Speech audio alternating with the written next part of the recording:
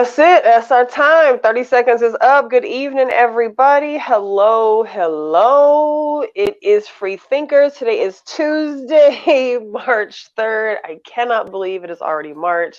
It's March 8th. Cute, cute. What did I say? March 3rd. Damn, I looked at the 3 and said 3 on my calendar. But all I can think about, like right now, as I literally say March 8th, knowing that next week is spring break, is can you believe like we have completed a full 2 years of the pandemic already? Like it was 2 years ago, like next Thursday, when the schools were like, we know spring break starts tomorrow when the bell rings, but y'all just going ahead. Don't even worry about coming to school tomorrow on that Friday. And lo and behold, it's been 2 years, going into the third year. Yeah. So it is March 8th, not March 3rd, Tuesday. Welcome to Free Thinkers. Going to run down just a quick little introduction, how to find us, how to jump onto the show, and then we'll get into our conversation tonight. We're just going to kind of pick brains tonight. While you're doing this rundown, yes, I'm going to be sharing this page. Okay.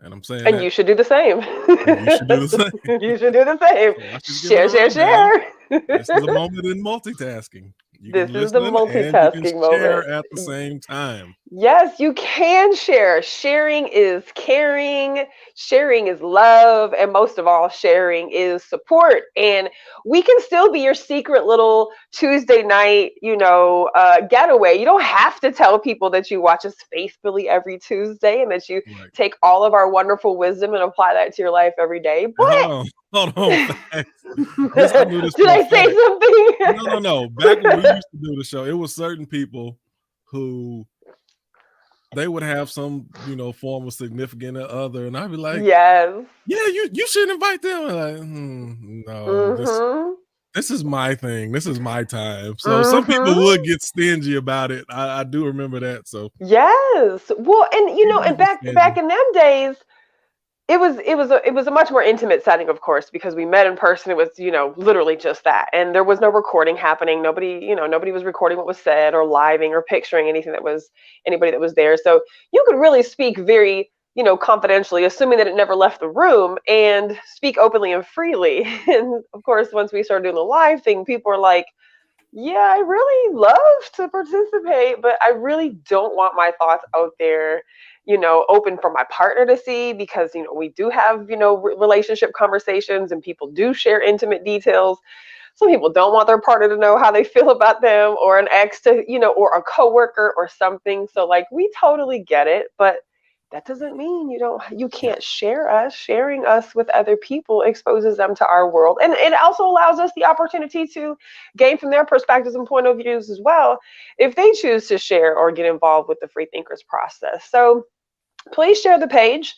Join the Facebook page, of course. It's Free Thinkers, hashtag Free Thinkers, .. So join the Free Thinkers Facebook page.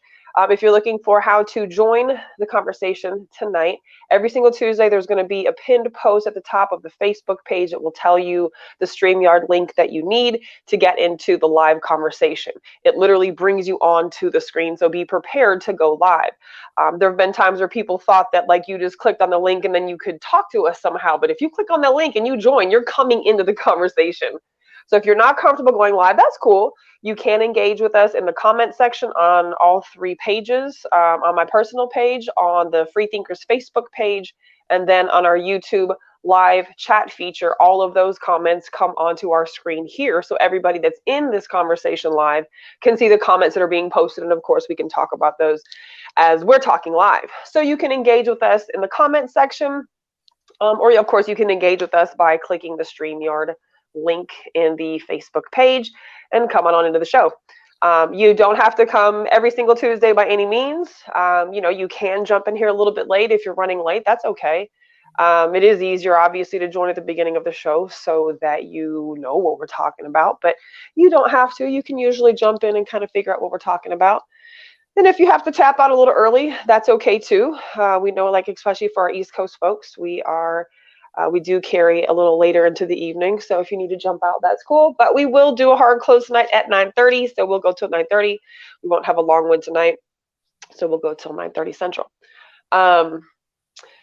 what to expect, just free, open-minded conversation. So really, it could be a little bit of every and anything, and that's really what the purpose of this show is to just challenge ideas, challenge beliefs, challenge thoughts, have open, transparent conversation. Might piss you off sometimes, might make you feel emotional sometimes, might be the funniest shit you've ever heard in your life sometimes, may be exactly what you need to hear at the moment that you heard it sometimes.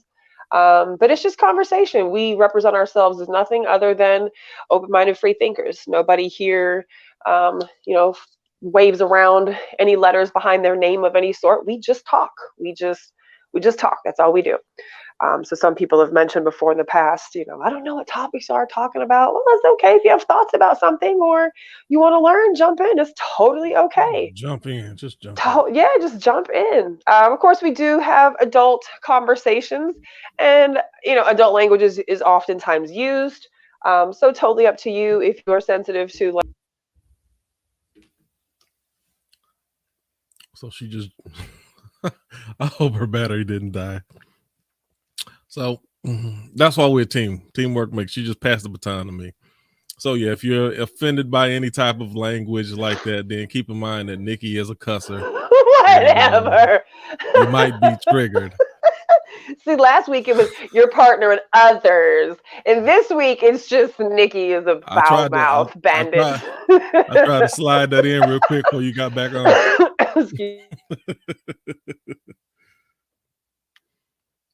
Wait a minute, there we go. I did because I coughed. I'm sorry. Okay.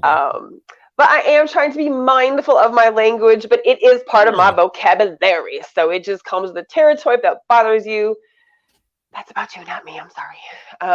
But yes, it's an adult conversation with adult language, so do expect that. Really, no topics are off limits. We probably have talked about everything in the years that we've been doing this. And with that being said, we sometimes run out of ideas. So if you have something you want us to talk about, let us know. Even if you don't want to participate, that's fine.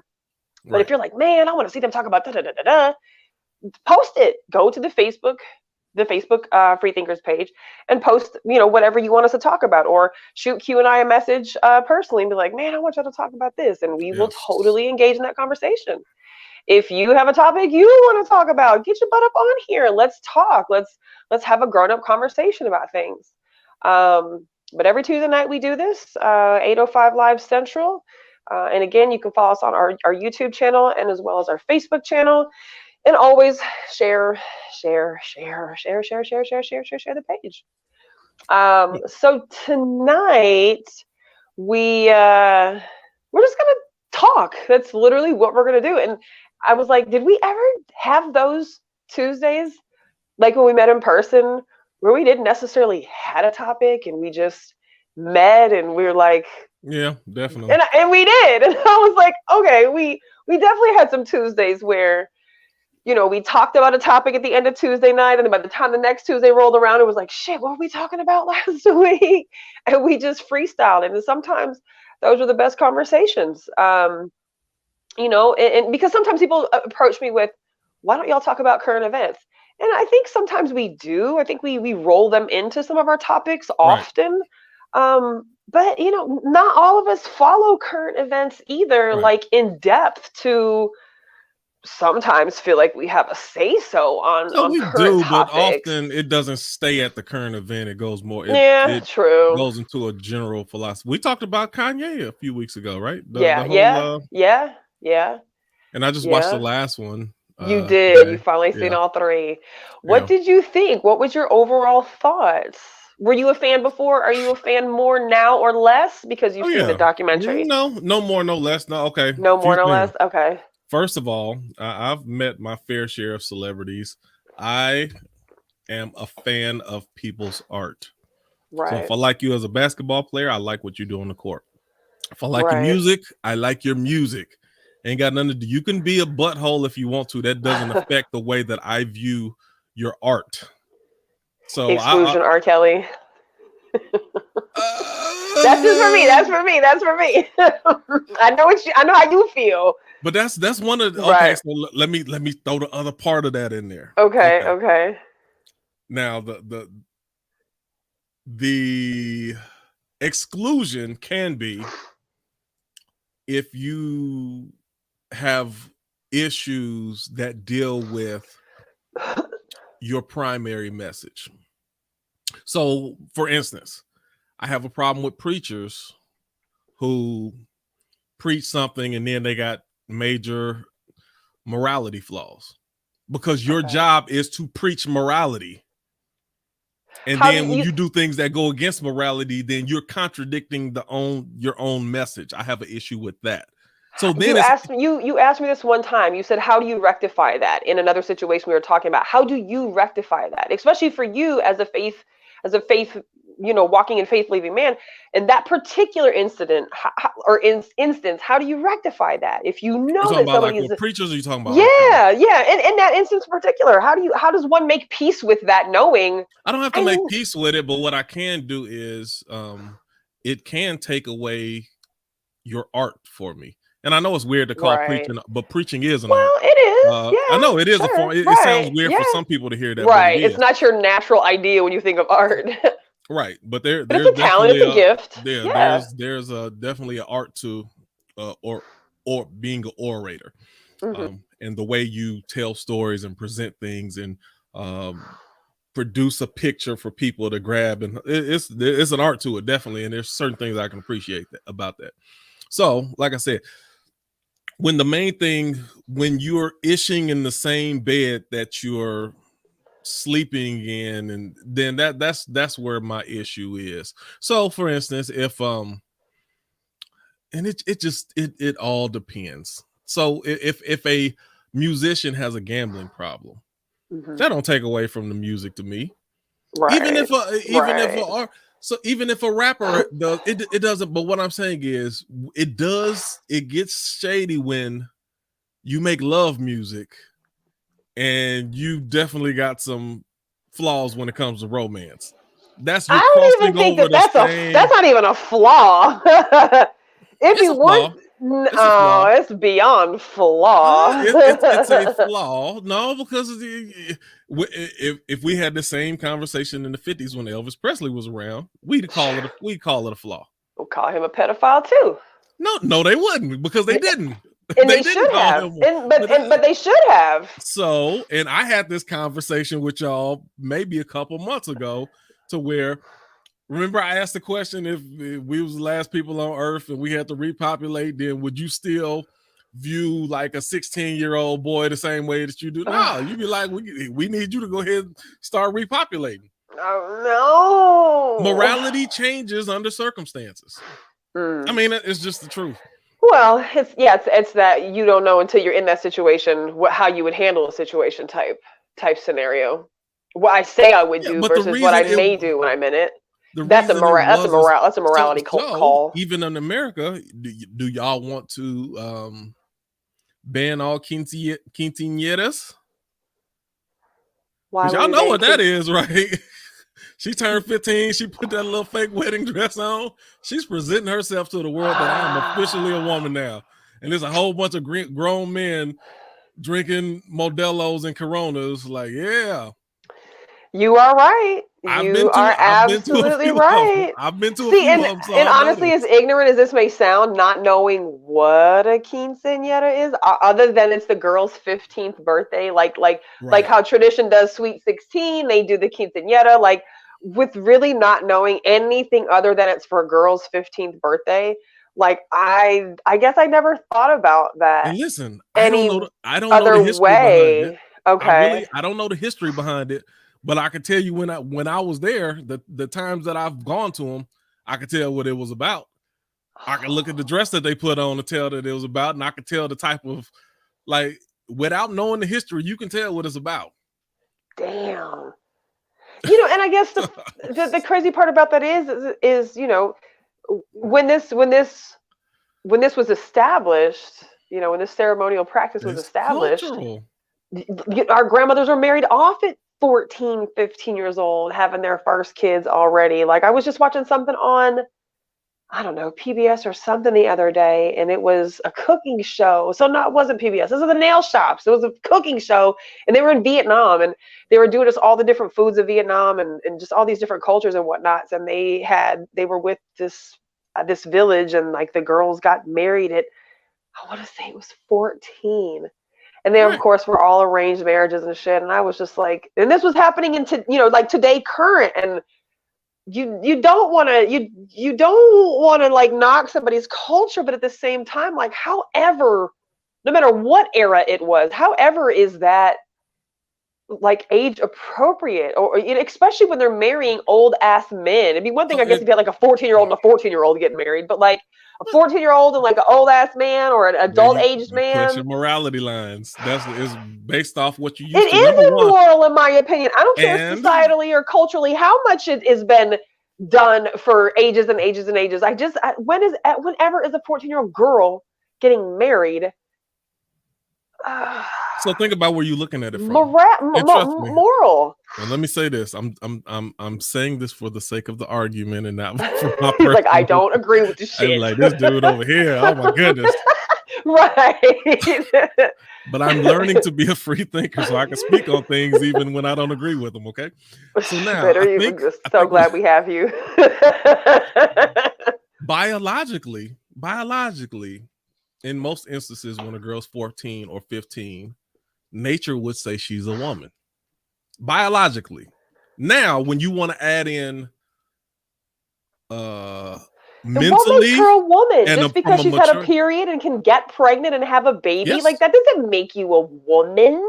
Biology and nature would say otherwise. That's why I said I ain't talking about. I'm just saying, right? But that doesn't make one a woman. That just means you are of age where you are able to bear children because you've had a menstrual cycle. I get that. All I'm saying is, if you look in nature and any other situation in nature, then the males in whatever, pick whatever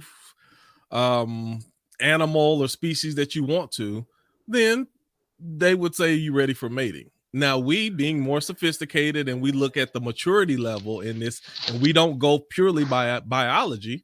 We say, no, that's even though biologically she may be ready to bear children and she's officially a woman, which you used to hear people say back in the day, soon as she have her period, oh, you a woman now. Like that's so that they could have sex with underage girls. Let's call her a woman. Somehow that makes that her wasn't now... even just men would say that. It was that's patriarchy right there. Shit. It very well could be.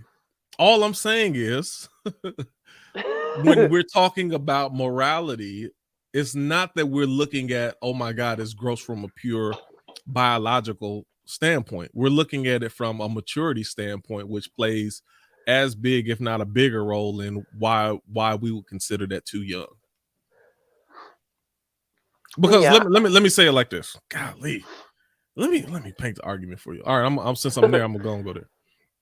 There are, and men, they don't have to admit this, and I don't even prefer you admit this. There are women, and not so much me now at my age, but even in my late 20s, early 30s, because you don't see the age gap as much. But there could be a woman 16, 17. And she is attractive to you. Just looking at the body before you even know how old she is, you be like, oh, shoot. And then you might look in the face, oh, she look a little young. I don't know about that. But just off of face value, she can be attractive to you. Right. That's just nature speaking. Now, your maturity and the consequences of you doing certain things and your desire to actually want to be with somebody, those other things kick in later after what you initially see with your eye. And then you might, even from a distance, I don't know if y'all used to go Texas relays and stuff like, oh, no, hold on. Nah, she's too young. Can't go. And then all of that comes secondary. But what I'm saying is that's natural. So there's never been a time that I saw a 6 or 7-year-old girl who's hasn't even had any development whatsoever and been like, you know what I'm saying? That never crossed your mind, because that doesn't even, nature doesn't comprehend you being ready for anything. I'm just telling you. I'm just giving you just the pure biological, natural instinct element of it. I don't know. When I guess obviously it's different person by person, because I could see a young male, 16, 17 years old, at a high school basketball game. Not once do I feel like I would be like, oh, he's cute. You're cheating, though. To me, they're all children. To me, they're all, like, I have kids that age. Like, to me, they're all kids. Like, they're physically impossible to be cute to me. Like, they're almost not even cute to me at 21. Like, they're not cute to me at 25 because they have a 25-year-old. But I don't. How you cheating though? How am I cheating? In this example, you talking about you already. Well, I just was thinking of the teenager, and seeing a teenager, being in an environment where I saw a teenager. So even if I saw one if I saw him at the mall, I wouldn't think I would know he was young as shit. I'd be like, if I'm down on 6th Street and I expect these people to be adults, then that might not be the first thing that come across my mind. If I go to a girl's basketball game like that, and she's actually on the court playing basketball, I know she's underage. She's varsity. I've already filtered that out in my mind. Like, any of these people should be appealing to. No, none of them should be appealing to the eye. They're already underage. Right. But that don't even go physical. It just goes mental first. You already know ahead of time. Well, yeah. Okay, so that was a bad example. But like I said, let's say I saw a group of young 17-year-olds at the mall. Nowhere in there do I think that everything about them would say we're 17. Everything about them would say that we're definitely young as shit. Being at the mall with a group of people the same age. I mean, you could be at the mall with it could be you and 2 people. It could be you and another person. Okay, let's say we're downtown. Then we'll use downtown reference. Let's go downtown. Or any 18 and up club type shit. Because 18. I mean, 18 is obviously of age, but to me, even that 18, still not attractive to me. Because it's like a kid to me. It just looks like a kid to me. Yeah. I mean, like I said, I can see why one would say that, especially with 6th Street being a reference, thinking that everybody's going to be 18 and plus, 21 and plus to be down here, because you can't get into shit, unless you got a fake ID. So your mind is already geared to everybody in here is open for the age. Then I guess that also comes down to just preference to what you like, what you don't like. Like I don't like younger men. Yeah, and some dudes they just like skin. They don't, especially that's when you might go to the club because you want to see skin. Yeah, so I have a problem with these grown men who, I mean, it's grooming these young girls, these underage girls. Like I have a huge problem with that. So that's my take with the R. Kelly issue is, even though some people will still listen to his music and they try to separate the music from the actions, in his case, they all go together, because the music he's making is written on the emotions and the sexual, feelings that he gets from the excitement of underage girls or, teenage girls, and calling them women just because they've had a period, just because they can get pregnant doesn't justify it. But I feel as though that's kind of been the label that's been slapped on in that situation to be able to justify, oh, she's a woman now, she can have a baby. You know how many grown ass women have children and are still not women sometimes? You know what the truth is? This is the truth about the R. Kelly thing. What? It's easy. It's much more easier to overlook a transgression when you personally don't know the people that were involved with it. Well, I think that's with most situations, sure. I mean, some people just live off principle. No, that's nasty, that's gross, disgusting. I ain't dealing with you no more. Other people, they can get over it just because they like his music. And, the girl wasn't my niece, or she wasn't my daughter. If she was your niece or your daughter or your cousin, then you'd feel differently about it. And what's fucked up is that it probably has been your niece or your daughter or your cousin, and you still listen to this predator's music. Like, I've seen R live. I mean, I've got tapes that go back to R. Kelly in the public announcement, like literally tapes. Like, so when that shit broke out, I remember the first time listening to, I think 12 play on Pandora, like after all this shit went down, I was like, I just can't. Like, I physically got sick to my stomach listening to it, thinking that he's talking about little girls when he sings this stuff. And maybe not your 2-year-old, but your woman, because she can have a period because she's, she's of age. So I've not listened to him ever since, and I just can't. And sometimes, like, I'll catch a beat come on, and I'm like, oh no, turn it! I'm like, no, you can't do it. And I feel some type of way sometimes about people who will proudly acknowledge that they still support him. And that, okay, so let me tell you this. That's the part that kind of throws. It's people like defiantly like make a post. I'm still rocking with our. I'm like, that wasn't worth a public announcement. No pun intended. Literally, like, yeah, like, so proudly having his back, and I'm like, it's weird to me. Yeah, and even before all this stuff went down, you wasn't just. I mean, if you listen to it, you listen to it. If you didn't, you didn't. But I mean, and maybe that's just the certain defiance that comes from. Some people just don't like being told what to do, and they don't like you. I agree. Like other people telling, or and they want to be different than everybody else. They want to be the opposite. Not only that, it's the antagonist. People, society nowadays tries to shame you into your choices. And it's like, hey, if I don't want to listen to him anymore, it's because I choose not to listen to him. You're not going to sit there and tell me, oh, you can't listen to him no more. Just like, people had an issue with someone trying to make you a bad person because you supported Trump. Like, you can't tell me who I should support and who I shouldn't support. And so a lot of people, they have kickback when you try to to shame them into, and that's where a lot of that vaxxer, anti-vaxxer stuff came from.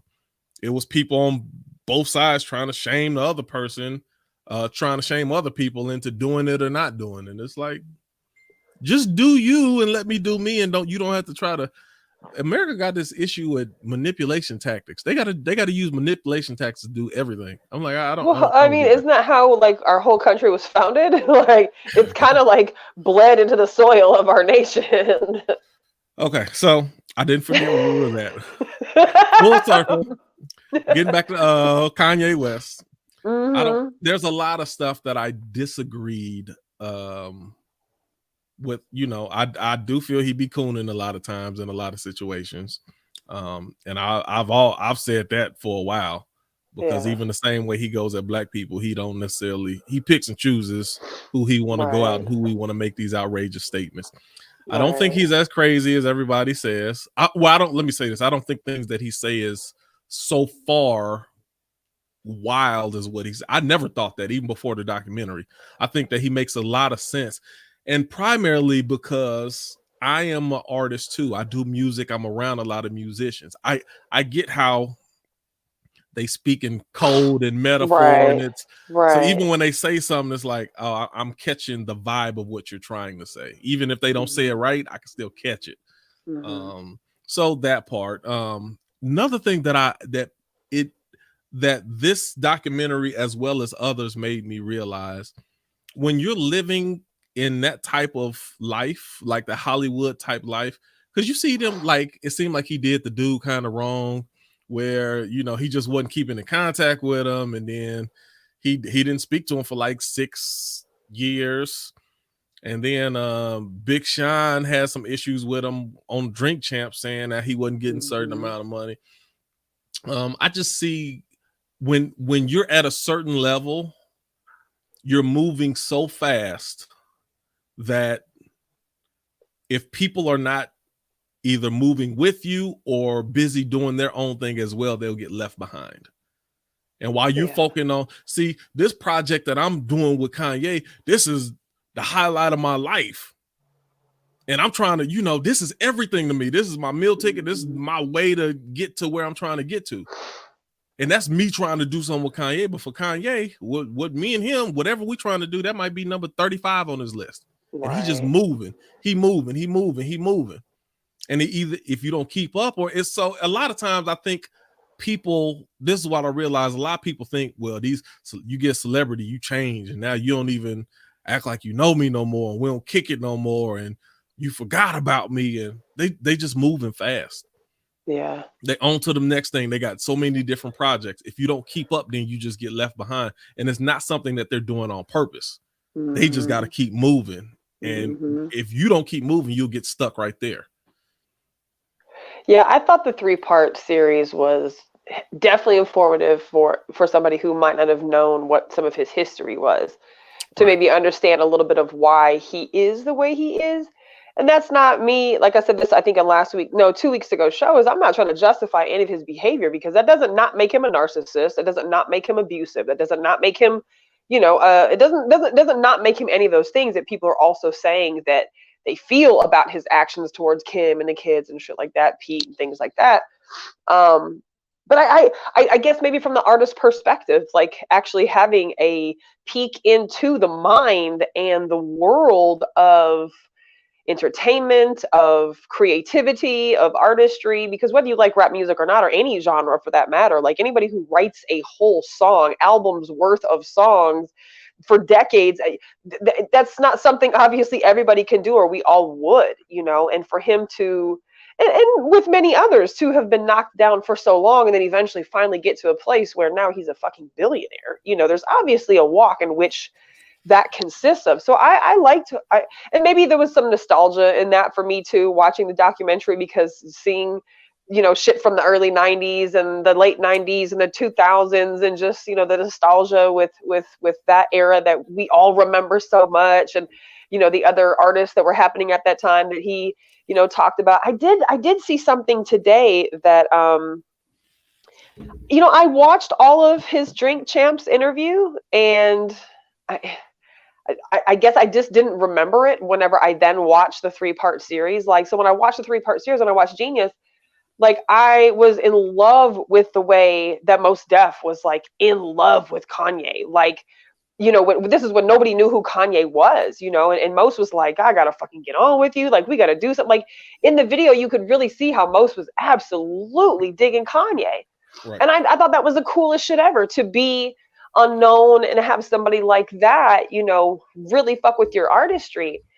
And then I saw today something come out, a snippet from that same Drink Champs that I totally just did not recall him saying, but he was like shitting on Talib and Mos Def, and then he just kind of went into, he said something about how he was using them. And so as I'm listening to him talk about them and that experience, and I'm going back and I'm watching him in the studio with Mos, and how like almost enamored he was to be in the room with him. It kind of, it kind of struck a chord, because it's like, even if you don't fuck with somebody, like you don't say shit about people like that, right. When you still low character.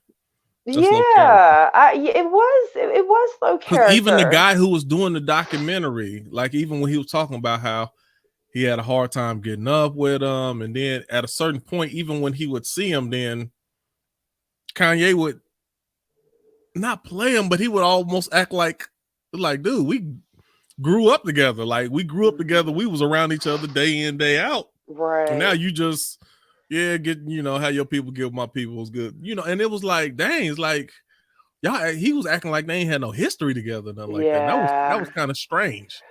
And I'm sure in the entertainment industry, the larger that you get, you do have to be very cautious and mindful of your circle and the people that are in it, and you do move a little bit differently, I think, once you reach different levels of the game. But I just felt like that was so disingenuous. Okay, so let me tell you this, that I even know about pastors, some, especially the more well-known pastors, and have a pretty big following. In most cases, they feel the same way, but they stay the most loyal to the people who are with them day one. So a lot of times, those are the only people that they really let in their inner circle, because they knew me before I had 5,000 members. They knew me back when we was having church out of a house. Right. So these are the people that I keep close to me, because they knew me from jump. Right. So in a situation like that, the guy Cootie, that's somebody you would want to keep close to you at all times, no matter who's around you. You want to keep those people. That's why I really admire LeBron. LeBron kept all his people from high school, kept them close, and didn't just make him his entourage buddies to say you cool just because you hanging out with me.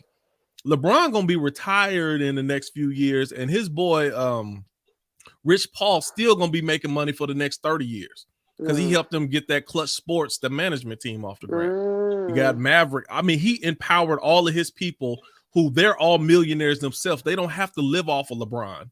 Right. He empowered them, and they still gonna be making millions of dollars even after. And he LeBron put them all on, obviously. Yeah. Put them all on. Put all of them on. Yeah. And I'm like, that's how you keep your circle close. The people who's there with you from day one, those are the ones you could trust. Yeah. So, I mean, what do you think about his, did you see the video that he made with Pete Davidson's head being decapitated and buried? I didn't. Hold on. No, I didn't. Tell me about this in a second. But let me tell you one more thing. Okay. This is one of the things that bothered me most about the documentary. After he did his running for president, he had his little breakdown and stuff like that. And he was watching on his phone, I think Tucker Carlson, responding to what he did. And he was getting all amped up, like, see, he get what I'm saying. He got it. Yeah. And I'm like, why are you putting so much stock in what this random dude who don't even know you is saying? You got one person on Fox News that said, oh yeah, he making some decent points. I didn't agree with everything he said. But the way that he just hung on everything that this white dude was saying, I was like, it told me a lot of all white dudes to be fucking, hanging on too. Like, but it just told me a lot about, like, why are you, it was just weird. It was very telling to me that you would put so much stock in just this random, and it's like, I would pray, if I ever got at that type of level, I wouldn't take that much stock in anybody, whether they agree or disagree with me. Because the same way that person agreed with you, it also shows me how much stock he takes in the people who publicly disagree with them or call them names or something. Like, you can't, none of that stuff. You can't internalize that. They're speaking about you for entertainment purposes, just because you're the trending name of the day.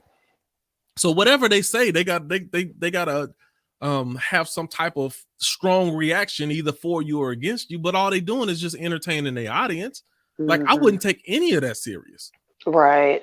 And the fact that he took it so, that was like, that's weird. That's Do you think that was some kind of validation thing? Like, did he think he was getting into the boys club? Like, it just showed me it just showed me how important other people's opinion of him is. And I'm like, that's a dangerous thing for you to take that much value. The only and if you don't know me, your opinion about me just don't matter to me. Right. You can say the craziest stuff in the world. I'd be like, who's that? I'm like, oh, they don't even know me. So after that, I'm not even listening. I'm not caring. I'm not caring. But if my mother or somebody close, even you or somebody who actually know me, and they have this, I'm like, dang, am I really? Now I might internalize because they actually know me enough to have an opinion. That was strange to me. That was strange to me. Yeah, I only remember a very small snippet of that, but I remember it happening at that time, and I just rolled my eyes because I was like, what are you doing? And not knowing all the context of what had happened with that, I don't speak on shit I haven't really looked into, but I remember something happening, and it being talked about. Because that was during the whole Trump era, and just him with the red hat and the Trump is my homeboy, and like, what the fuck? Like, what was that about? Donald is my savior. Oh God. So what was you saying? What was I gonna? So Pete Davidson. So he has this new video, and I feel like it's a black and white video, but I'm totally drawing a blank now, or maybe just the part where there's the depiction of this head. And it's just a fucking decapitated head of Pete Davidson. And he's like burying it or some shit in part of the video. I just read today, finally, that Pete Davidson apparently thinks it's really funny, right?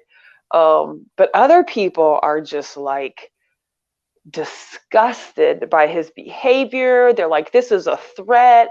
Like, this man is, threatening this other man's life. Like, and Kim even said, like, you need to chill out. Like, someone's going to hurt him. And you think about how crazy stalkers are. You think about how crazy I mean, even if you just had a crazy ass girlfriend at one point who would fucking go Yeah. away. Like, you can't make people do what you want them to do. You can't make somebody stop harassing you. I mean, eventually it's going to come to either you are going to physically have to stop them by force, or they're going to have to fucking go to jail where they can't physically, be in your presence and show up at your house and stuff like that. So I did get it when she was like, you need to stop. Like, someone's going to hurt him. I feel her on that, because all it takes is one crazy ass fan to want to, seek revenge for hurting my friend and go after these people. But it's not cool though. What's not cool? Him, whatever he was doing, burying their head, it's not cool because they not cool. Right. You can do, if me and you had a joke of this and this and that, and if we cool, then you might, like, yo, you out of line. But you, in your mind, he ain't gonna actually do nothing. He just, I don't know. He just told right. But the fact that you writing a story about killing me and we just had beef, like, or we have and beef, you actually don't like me. That's right. That's not cool. I mean, so on one hand, could that be premeditation? God forbid something happen. But then the flip side to that, my first statement when I saw the video was, as disturbing as it is, it's also a video, one. Two, how is what he created in imagery any different than what a poet uses words for, or a musician uses words for and creates a video? Now, I mean, you think about, like, back in the day when Eminem made, oh, yes, like, that was obviously, a boundary pushing song, tying up your baby mama and having her in the front seat, riding around town all day. Like, you can't talk about that. But is that where freedom of speech is protecting you? Hell yeah, he did that. And he probably meant that shit too. So, and it makes it weird because she was a real person.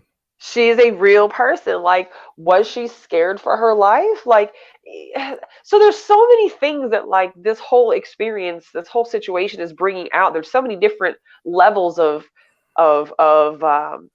I think traumas for a lot of people, like, surface being scratched with the shit that he's doing, because there have been many women who've been in relationships with men who they can't make stop, who they constantly get harassed by, who nobody believes that he's doing the things that she says that he's doing, and then, there's a lot of people who do have mental health issues, who do spin out of control, who are unmedicated, who are not diagnosed, who have traumas, who, have PTSD. I mean, and none of these things make these things okay. But the video, if my kid's dad made a video about the guy that I'm dating, like, cutting off his head and burying his head, I think that'd be a problem. Like, I don't know how that couldn't be a problem. But then at the same time, is this just an expression of free speech and artistry? Since he is an artist, then you can try to get away with that. Right. But but this is the main thing that I don't pay a lot of attention to. But the main thing, why you focused on him? Do you understand? That's the obsession. That's the obsession of crazy, right? Like, that's in your mind. You think if he wasn't in the way, then me and my wife be. No, if it wasn't him, right, she'd be with somebody else. Right. She'd be with anybody except for you. She don't want you. She's using him as a convenient distraction. Yeah. He already got dumped by somebody not too long ago, and he was halfway suicidal, so he probably get it. Tell you the truth. Oh, damn. I forgot who he was with. I didn't remember that. He was and it was somebody famous too. He was really with some other star, yeah. And then after she dumped him, then he was going. So I mean, he might get it. He can probably understand. But so, do you think it's a little loony that, like, yes, Kanye is going out dating women that look just like Kim? Like, he's not doing anything to help plead his case at all. Like, and some people say, oh, well, everybody, you just have a preference. And I'm like, okay, well, I have preferences, but none of my men look alike. None. Let me tell you. With the exception of a few common denominators, but none of them could you say, damn, they all look the same. I'm going to give y'all a little bit of advice. Okay, what we got here? Tell the world, Probably women need to hear this more than anybody. Come on, Dr. Love, what it is. It's Dr. Love. If a man, this is how you can tell he's deranged or borderline obsessed. If a man gets out of a relationship with you and then he finds someone who looks very similar to you, he's definitely deranged, borderline obsessed. And it's not just a preference. Let me tell you something. Even if it was a preference, that's not going to be the next person you go after. Yeah. If you've been in any long relationship, I'm gonna tell you this.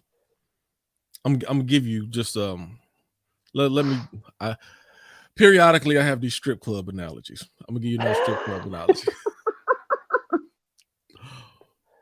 When a man goes to a strip club, he's going to get a dance from everybody who does not look like his woman. So if you got you this fine chocolate dark girl, when you go to the strip club, you're going to want to get a dance from a yellow bone or a white girl. You're going to want something different than what you already have had. You want the change up. If you got, I heard that's a lot of reason why people date interracially too. That there's just like a fetish. There's a curiosity for something that looks completely different. Right. So no matter, and it's when I was with a Mexican, I, wasn't nothing grabbing my eye better than just this dark chocolate juicy thing that is different than what I was currently getting. Right. When I had me a dark chocolate juicy thing, then I was looking like, man, I sure wouldn't been nice yellow bone white girl in a long time. It's automatic for you to want what's not. So if you eat steak every single day, sometimes you see them tacos over there, you're like, oh shoot, I had a taco in the way, and you'll pick the taco over the steak, even though tacos ain't better than steak, but you get steak every day. So it's like, anyway, I'm going too far into the analogy, but my whole point is the fact that he's trying to find someone that looks just like her. Yeah, that's an obsession. That's deranged. Because if you really just got out of a relationship, you'd want to go different than what the norm. Your normal. Like especially if you're trying to like legitimately heal from a broken heart. I'm gonna pause real quick. Stokely just messaged me and asked, how do you get in the page? Where's it at, y'all? The same way you've been doing it, Stokely. How you been getting in the page the last 2 months? Get up in here, Stokely. Get up in here. So if you're looking for the link to get into tonight's conversation, go to the Facebook Freethinkers page. And at the very top, it is pinned. And if I happen to fail to pin it, which actually I may have done while I'm over here talking shit, it is the very first post on Freethinkers. But that's where the StreamYard link is at. Yeah, I do think that it's super weird that he's now, publicly shacked up, or not shacked up, I shouldn't say that, publicly been romantically involved with 2 women.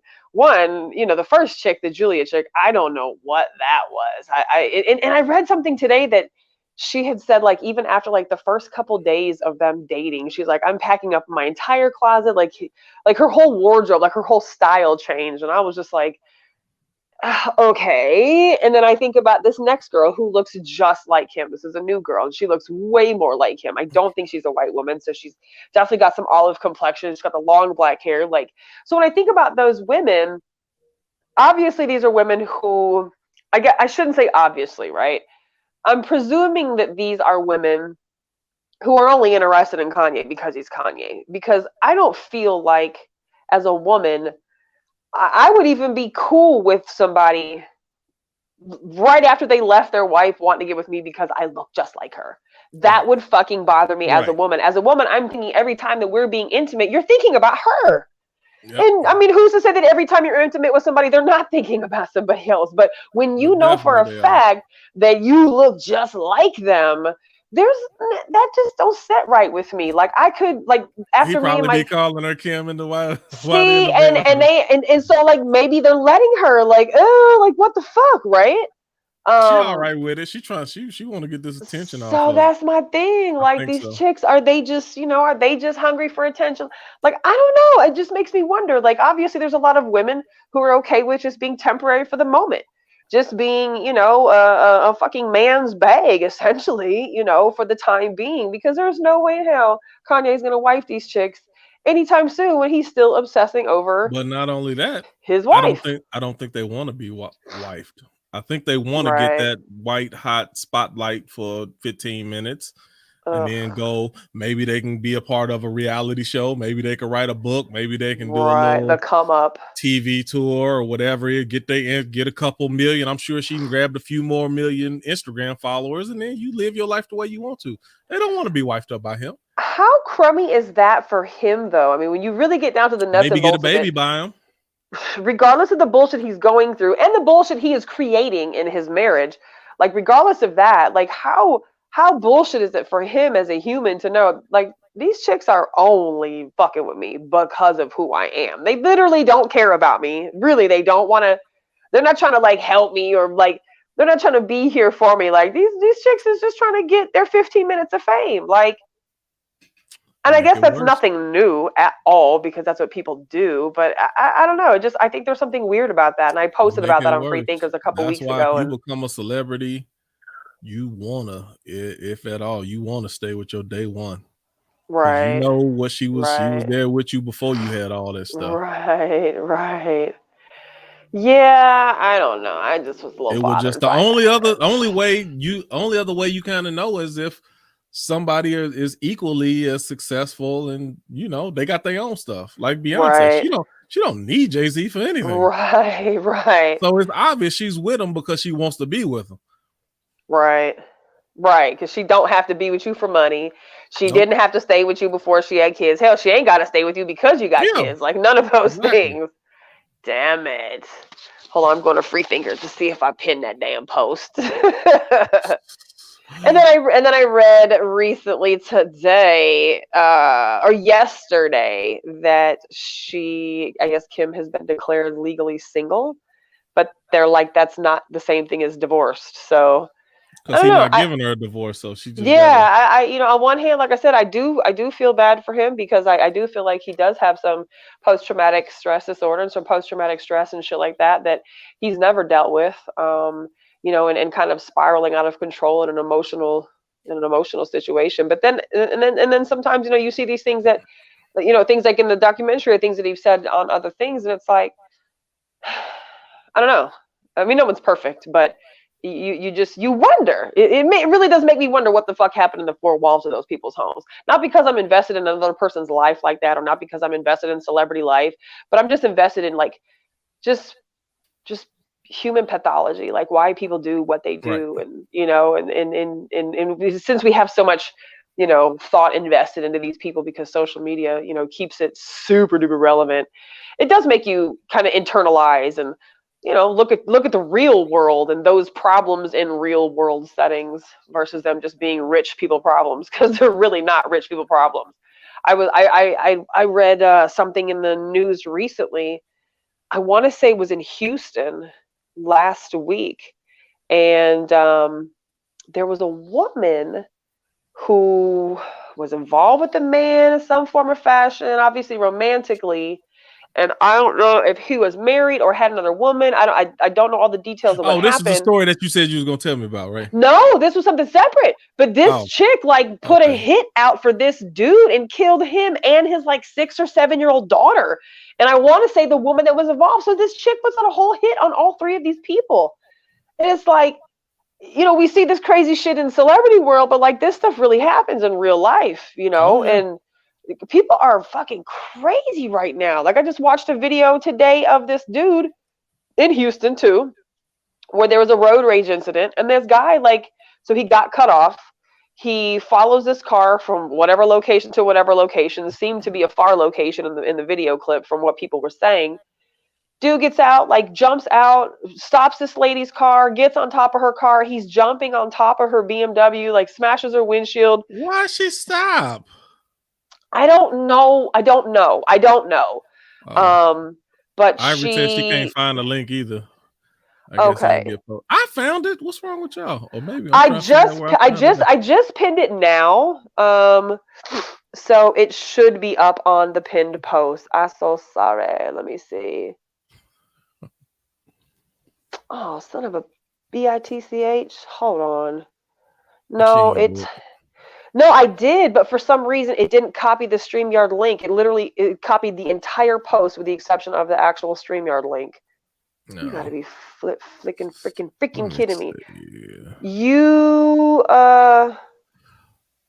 But I see it right here. I'm trying to figure out how I got on in. I'm so I know, because why did it not copy and post the link?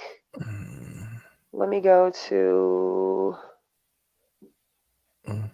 I may just jump off here for a second and recopy and post. Hold on, is this it? Oh, in all three places it says click to join live. Here's the link. And there's no link. But you're right. How the hell did you get it? Because I had to send it to you. And okay, give me 2 seconds. I'm gonna flip the screen. Hold on. Well, maybe I don't know. Maybe it was on mine directly. Maybe so. I bet so. Hold on. I'm going into my page. Yeah, that really pisses me off when it does stuff like that. Because I literally copied, I totally edited this to be what I wanted it to say. Oh, yeah, I see it right here. No, what I was talking about earlier. Do you see the link? Yeah, I see it on mine. I'm put it in the tab. I'm going to it now. I'm reposting it. Sorry for the technical difficulties, folks. I literally, like I'm looking at it right now, and it's in my copy and paste. I can get on. It's y'all problem. Heck? Okay, let's see. No, I did it in there. Mine, it didn't hyperlink for some reason, but see, and I'm looking at it right now where it did hyperlink too. So let me go back to when I pasted it. It didn't hyperlink.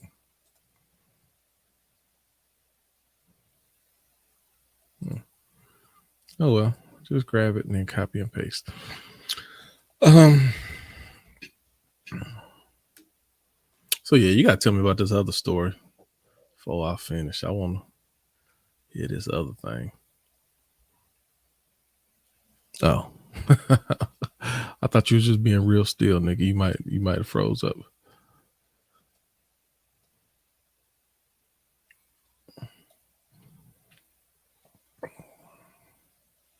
All right, well, I can figure that out. Let me see. I am, until she come back on, I am going to see what okay, there we go. Okay, you got it. I did. Sorry about that, guys. The one day I didn't put in a group message is the one day, of course, I also did not pin the post and it post properly. Okay, so I posted on the Free Thinkers group page and on my personal page yesterday. One of my girlfriends had posted something on her page Sunday about like the tea is hot on TikTok. And I'm like, what does that mean? So somebody else had posted that in the comments. And she was like, you need to go look up this Lance and Amanda drama on TikTok. And I was like, oh, hell, this could be a variety of things, right? Like, who knows where this is going to go? And not knowing if I was going to, even pull up the right thing. So I go to TikTok and I type in Lance and Amanda. And of course, immediately once you type in Lance and Amanda, like all the search results are about this thing. And so I start kind of scrolling through different posts because TikTok is basically, I could create something as the original creator and 9 million people could use my voice to their remake of their video. So it doesn't necessarily mean that the voice that you hear is this person's or like, so I was like, I don't know if this is somebody who's making up somebody else. Like I wasn't sure. So I had to figure out how to get to who the fuck is Lance and who is Amanda and what is their drama. So there's this chick. And like I said, I posted on the Facebook Free Thinkers page. There's this chick who, from what I gather, and I'm not like I'm not following this terribly intently, so I may get some things wrong, and feel free to correct me or jump on the conversation if you want to correct me and engage in this conversation. But this lady apparently befriends this TikToker who is a content creator, so he's like TikTok famous kind of person, and I don't know what all his thing is. He appears. appears to be a trans woman. If he isn't a trans woman, I apologize, but he has, he's got very long hair, which means nothing because, my dad had long hair my whole entire life, but he didn't wear lipstick and he didn't have breasts and he didn't have a lot of feminine qualities about him. So I could be completely mischaracterizing this man. If I am, I totally apologize. No offense to anybody, but he appears to me to be a trans woman, or at least may identify as bisexual, or I don't fucking know what else it's called. I don't know. Somebody feel free to correct me. And then the woman, Amanda, I think that's her name, she appears to be she appears to possibly be bisexual. At first take, I thought she was gay, lesbian, but obviously. So Lance and Amanda is a couple. They had sex. They're not a couple, but they had sex. Well, it seems like she thought that they were going to be exclusive, and it seems like she got that information from him. That, they had been talking for months, the conversations had gone romantic and sexual, and so she flew out to wherever he lives to go meet him and see him. They have sex, and she then finds out, like, later on through social media that he had posted a video on a date with a woman, like, the same day that they had sex or some shit. And so she starts putting all these 2 and 2s together of when it was and blah, blah, blah. And Lance is the content creator. Lance is the content creator who I think could be bisexual or transgender. So you've got... So Lance is the one who has the long hair. Lance is the one with the long hair. Yes. Okay, so Lance has sex with Amanda. Which means nothing, but has a very masculine, exterior to her. Amanda has yes, she does. Yes. Hey, okay, hold on now. You got to see, you leaving out a whole lot of details. No, I told you. No, I can look at Ivory's face. You wasn't giving us the details, right? No, I did. Let me make sure. Hold on. Let me make sure I get this straight. So Lance appears to be a trans woman. Or he has very feminine exterior qualities. Yes. Long hair. Does Lance dress like a woman? And I'm from the videos that from the videos that I catch from him, you just like see his shirt on up, or at least the videos that I've seen so far, it's just been shirts. But like he has defined breasts, like, because I was like, oh shit, he's got boobs. And some men have boobs too, just naturally. There's a lot of man boobs out there, so that happens too. So again, I'm totally wrong if I characterize this wrong. That's all. But he wears lipstick. He wears like super pink lipstick. So okay, I'm gonna stick with he. Because in this case, yes, as far as I know, Lance is a man's name. Yes, I don't know too many women named Lance, so I'm gonna stick to he. Right, is a trans woman or could be a trans woman, as far as you know. Now, hold on, I got that part. Okay, now I know who Lance is. Okay, Amanda, you said is a more masculine woman. Well, she just has Is she more like she has a fucking classic like lesbian chick look. I'm like, I don't really know how to say that in any other way other than like the haircut is distinctive, and like she just has some certain types of looks about her exterior. But she's for sure a woman, and she identifies. She's definitely a woman. She's a stud. And I can't even really say that. Like I don't think that I can say that. Okay, I haven't seen the pictures. That's why I'm asking. Ivory, how would you classify? She has a short haircut and comes off not super feminine, but definitely like a woman. But not like a butchy So Nikki woman. says she looked like she may be bisexual, but she's But she's and the only reason I say that is because for him to have some characteristics in which, he may go both men and women. And then for her to have some external characteristics that maybe she may also be interested in men and women. I think there could be just an interesting sexual dynamic between the two of them. I don't know. I'm trying to paint the picture since I ain't seen the picture. Okay, I see who Lance is. I see who Amanda is. All right, now go. And now no, you ain't seen it until you see it, though. Oh, trust me. And it makes all the difference. Are they trolling? Are they trolling? Do they make up this story? There is a very large part of me that says this has to fucking be fake. This has to be. I hate that. There's a part of me that's, but the problem for me is if this is fake, and I was a woman who really was sexually assaulted, or I was a woman who really was, played out in a situation that she's saying he did to her, that would not be a good fucking parody. Don't jump in front of it. Tell the story now. So what's the story? They've been talking online. They befriended each other online. I don't know in what context. I don't know, but they befriended each other online. Again, I haven't really researched a whole lot of their shit, but they befriended each other online. Huh? They're white or black? She's white. He's native. So then there's also this question of, there's also like a native response on TikTok to this thing too. Okay, don't go that deep to me. But yeah, so he's native, she's white. Yes, he's native, she's white. Okay. So they befriend each other.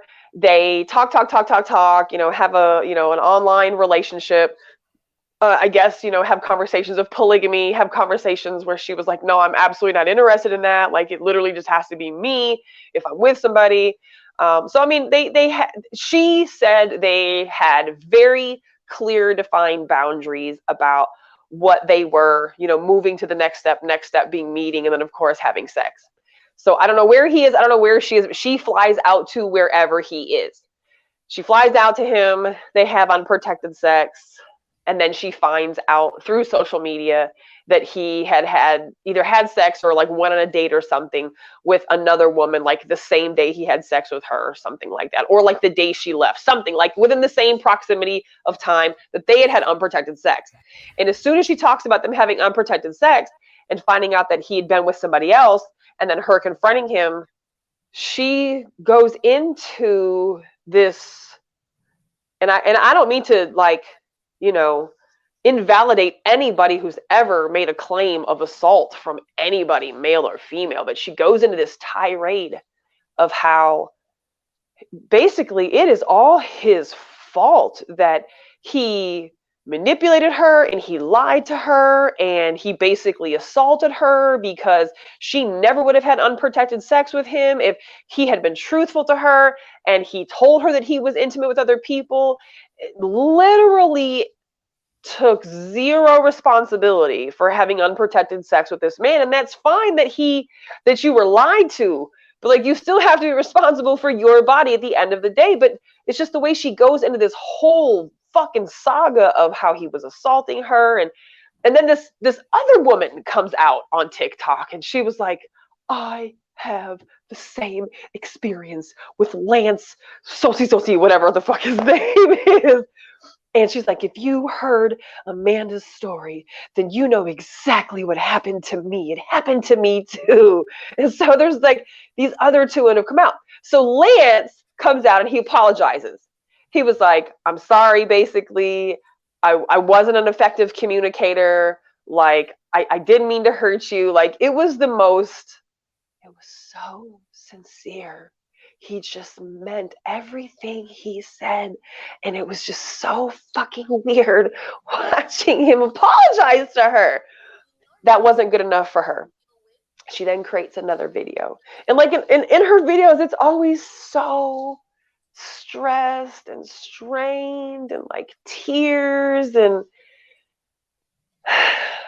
that's really it, honestly. Like right now, I think there's only like 3 parts or 4 parts to this whole shit. But I don't know if it's real. I don't know if it actually happened. If it didn't happen, I think I'd be offended as a woman who'd been assaulted. If it did happen, I'd probably just sound like an asshole right now. But it just doesn't seem like that would be the outlet that I would go unless she's just trying to totally expose this guy as being a douchebag. I don't know. But it's a really weird thing because she really over the top goes into the assault. I may be pregnant with your child, and I can't believe you did this to me. And I mean, how many of us have been lied to before, by a man or a woman who's just tried to use you, I mean, sometimes fucked up shit happens. Sometimes we get snaked. Sometimes we do meet some crummy individuals. Sometimes we make bad decisions. But like, did this man assault her because he didn't tell her that he was not exclusive with her? No. Does it make a difference if it was protected versus unprotected? Stop having these conversations. It was not assault. And we got to stop muddying the lines to, well, was it assault? No, it wasn't. And that's why I wanted to talk about this, because even though it could be super fictitious, there's some real shit happening here in the real world with this stuff. In a situation, whether this is real or not, in a situation like that, it's not assault. You can't have revisionist history to say, I didn't know everything that I needed to know going into it, so therefore my consent is retroactively withdrawn, and now it's no, it's not. That's not assault. And we need are you caught up with it? People down who even try to entertain these possibilities that some could think about what that is. That's what I'm talking about. Now you've got other women who are piggybacking on this. Now there's women who are like, oh, happened to me too. And I'm like, oh, you gotta shut that stuff down. Think about you in that at that point, under those guidelines, anybody could have consensual sex, and later on down the road, the person can decide it wasn't the experience they imagined it to be, or they found out that, and then all of a sudden it's just, oh, I didn't know, he told me he was divorced 6 months ago. He just got divorced last month. If I'd known it was that soon, then I wouldn't have consented. Therefore, it was you can't go down that slope. He told me he made $100,000 and he really only makes 50. Yep, I was lied to. So you are familiar with their story, Ivory? I watched I went to TikTok after you put it on the page and just watched the first 3 videos. What are your thoughts? Like, did you think like I did? Like, this can't be real. You know what? Her video seemed real, but by the time he started talking, when he started talking, I was like, this is fake. But maybe it's because I don't understand what he is. I think that was throwing me all the way off. It took me a second. I was like, oh, okay. All right. Like, it's not who I'm expecting, but you were, yeah. Right. So, but I've seen some content he's created before. I think one of the problems, he's kind of like Derek Jax. Oh, okay. So he tries to be like a relationship guru type of dude. Oh, so these women are being swindled by the warn women what to look for. This is what a narcissist sounds like, and this is what so I think he does those type of videos. So that's one of the problems. Oh, and I can see that, of course, being an issue for them if he ended up lying and playing them when he comes off as, mischaracterizes himself, as somebody else. But I really just, like, I went through comment after comment just trying to, like, am I missing something? Like, are there some context clues in here that I haven't gotten? Because then I watched the reaction videos to some of their videos, and people are just like, what? Like, and I think that nobody wants to really say it's fake, because if it's not fake, then, like, damn, again, I sound like an asshole, but it just seems so over the top. Like, if it's not fake, I kind of think that girlfriend's a little crazy. Like, she's off if it's not fake. Okay, so I'm not being a total jerk. No, talking about okay. And I'm like, girl, this is the a tale as old as time is a man lying to try to get in your pants. Right. When did you wake up? When was you born? I mean, you caught the flight. You flew out of state. Like, and I get it. Like, if you've ever been with somebody and they cheated on you and lied about the situation and shit, like, you know, you may have been having unprotected sex and so on and so forth. I mean, but I feel like when it comes to having unprotected sex, regardless of what conversations you have or have not had with that person, you are 100% responsible for whatever happens after you agree to have unprotected sex with somebody.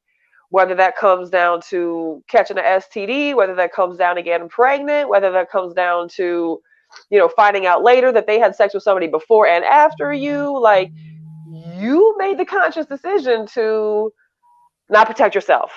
And yeah, it would be great to say that we can just trust and believe in what the next person says, but I would not recommend that all the time. No, that's a cop that foundation out. has not been set. That is a cop out for you being irresponsible. I don't want to hear nobody and it ain't even like, you know, we were together for a while and we committed to be an exclusive relationship. You ran down here the first time you met somebody who had unprotected sex with them. I don't want to hear nothing to come out your mouth.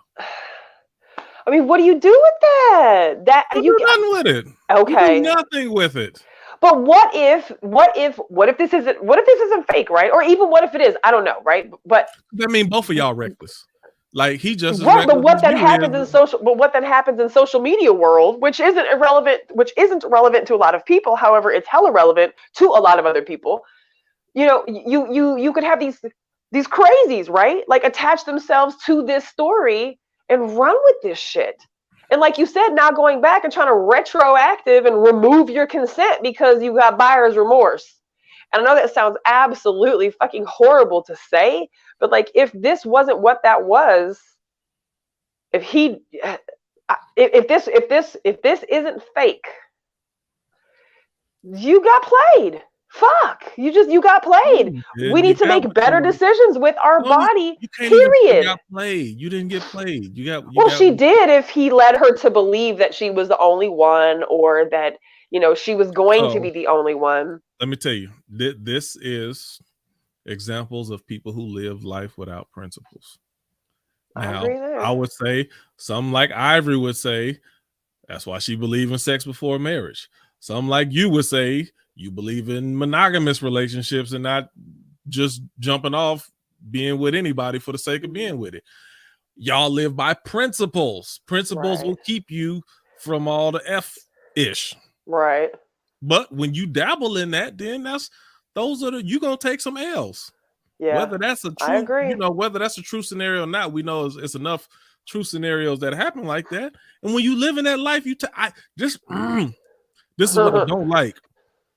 You want to live in the life, but not want to deal with the consequences. Mm-hmm. When I'm out there, when I was out there doing my thing, I understood the consequences that could potentially come along with it.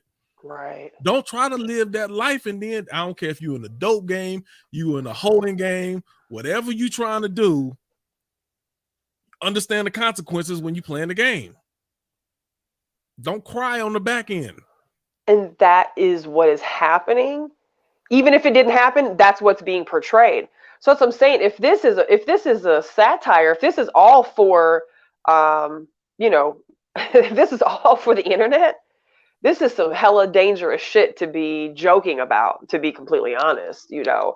Yeah. But this story represents a lot of true stories, so that's why I can speak to it like that. Because there's plenty of true stories that I have known personally and indirectly of these same type of situations.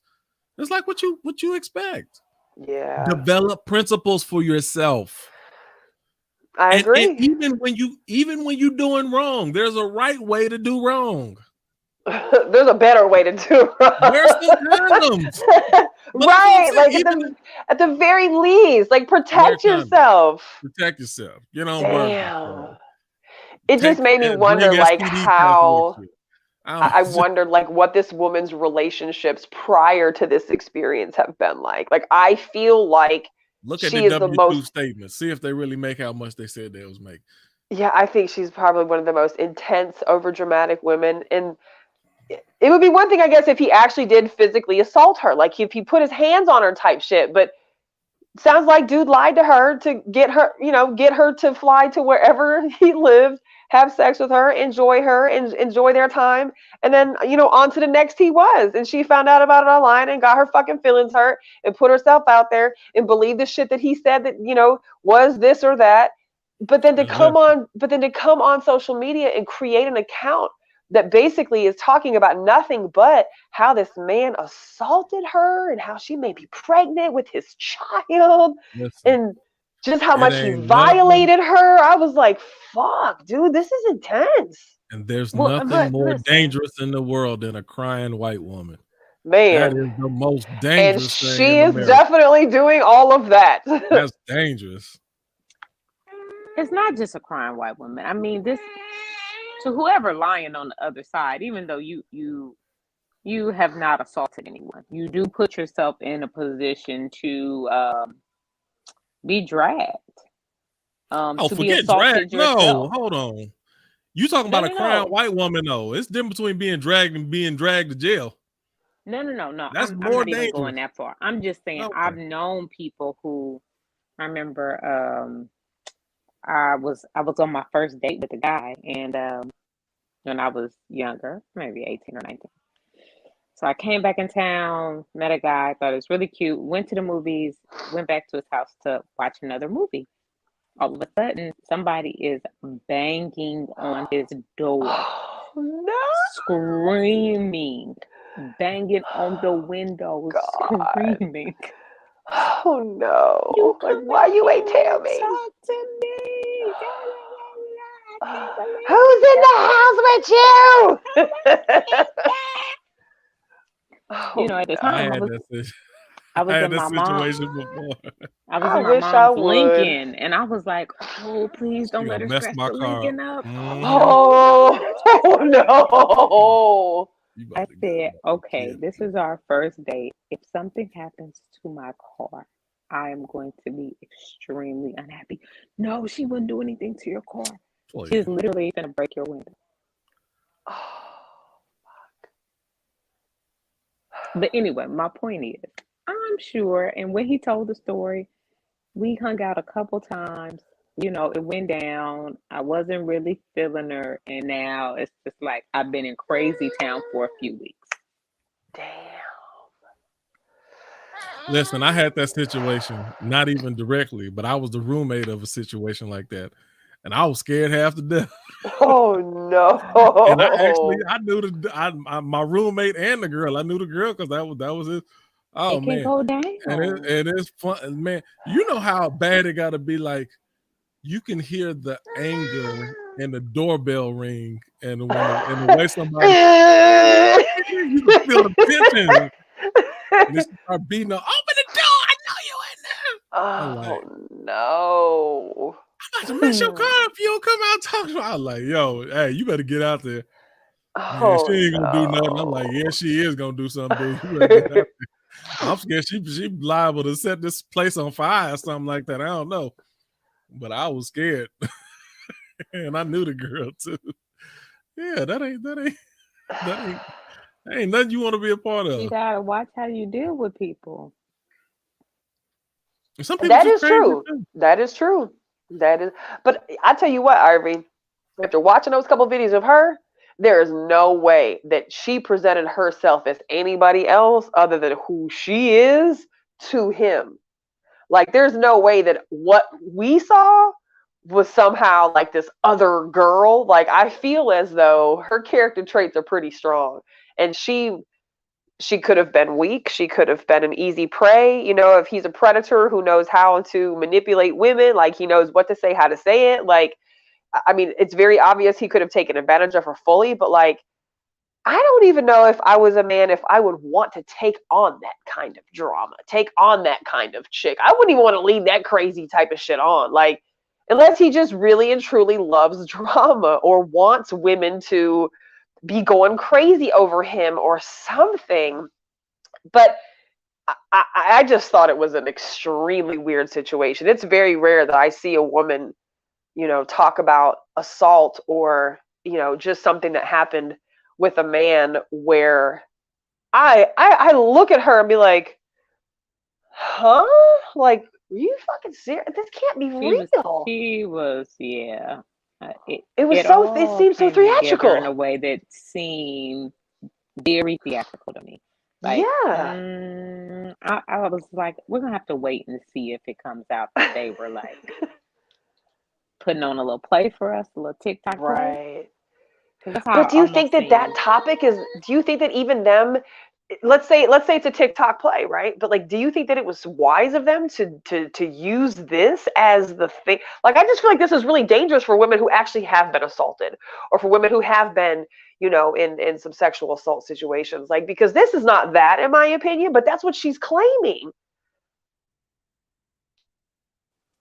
I mean, which is ridiculous. And any woman getting on there like, yeah, girl, he assaulted you. I mean, come on, people. Come on. And if you look in the posts, their comments of her post, people are like, they're like, oh, I feel for you. And I'm like, this is kind of crazy. It's very weird to me what is happening. I could feel for you. But also be like, hey, this is a messed up situation, but you need to make some wiser choices going forward. But yeah, I could definitely feel for you, Right. I've had friends before, and I'm like, that is definitely a bad move. It's like, I just want to. I mean, okay, not a good move.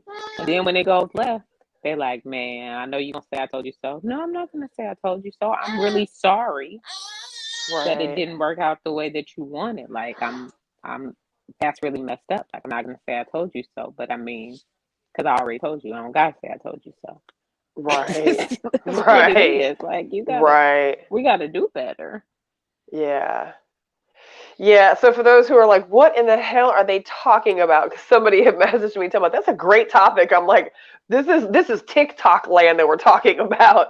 So on TikTok, if you go into the search and you type in Lance and Amanda drama, you'll see what we're talking about. And I don't generally like encourage people to go watch drama and stuff between two individuals, but this is just one of those things you got to see it for yourself so that you can gauge their facial expressions and just like the energy put out to question, is this real? Did this really happen? And then to kind of evoke feelings.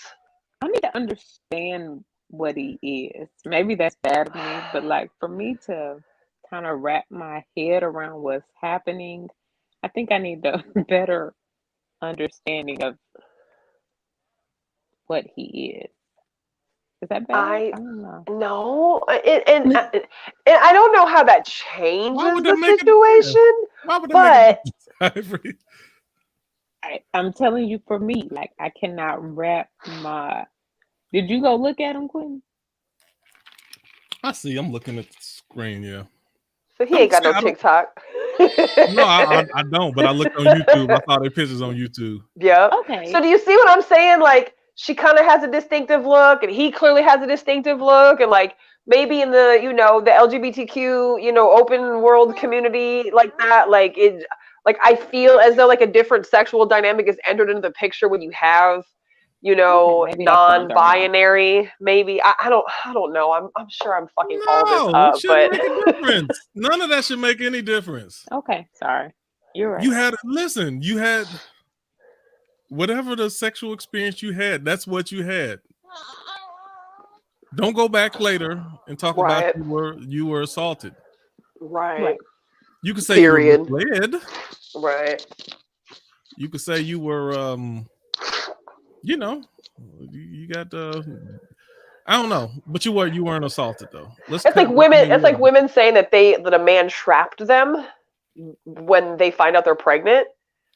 But they slept with a man who clearly is, doesn't have a vasectomy, or, like, it's like you can't trap somebody when you went into it knowing like we're having unprotected sex and we're finishing the task here. So like this is a possibility. Like you can't say this man trapped you. Like you didn't move either.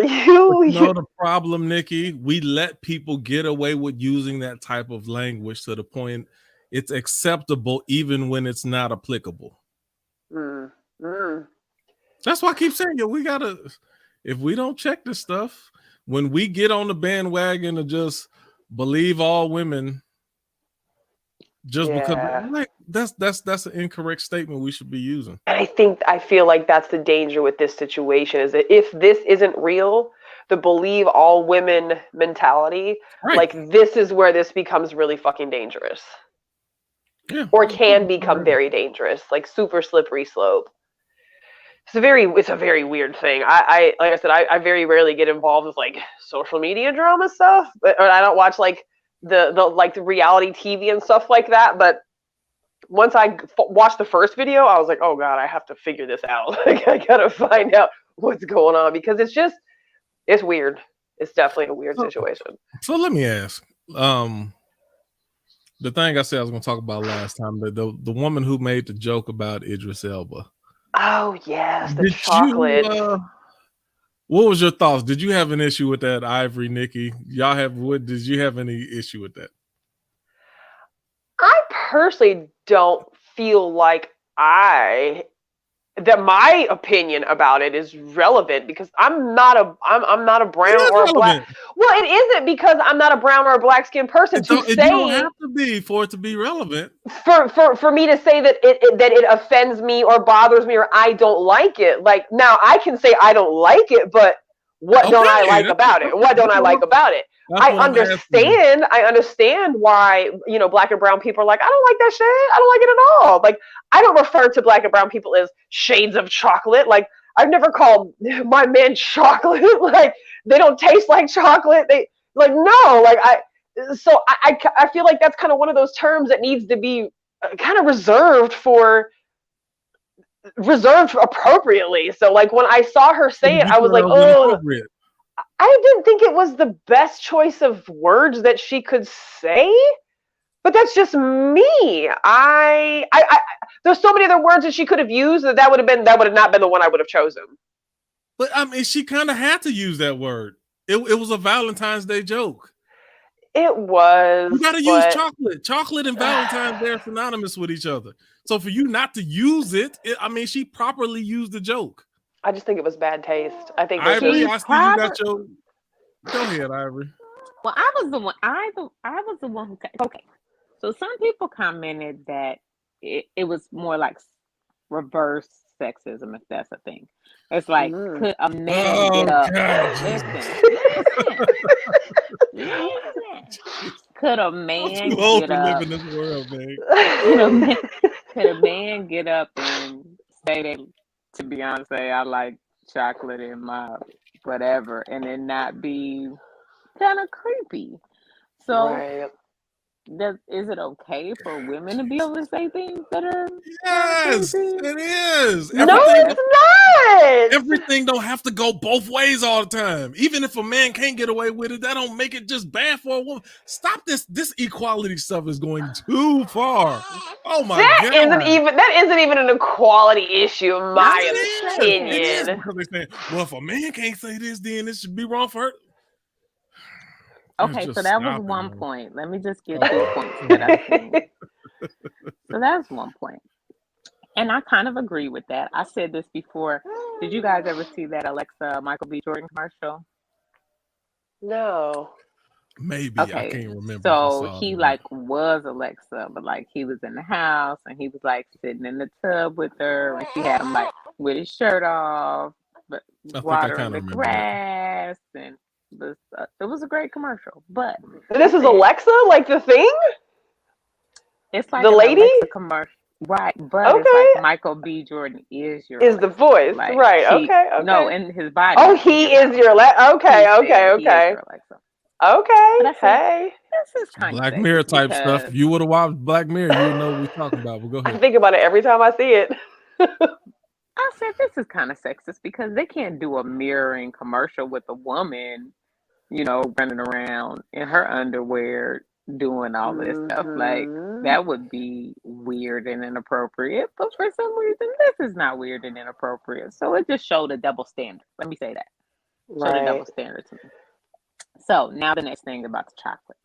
I understand it was Valentine's Day and it made it a more appropriate joke about chocolate. But I do have it's annoying to me. Let me not say that. I'm not trying to say anybody is intentionally trying to be offensive when they say chocolate, because people normally are trying to say it in a positive way, but I find it annoying to always be your skin color to be compared to a food.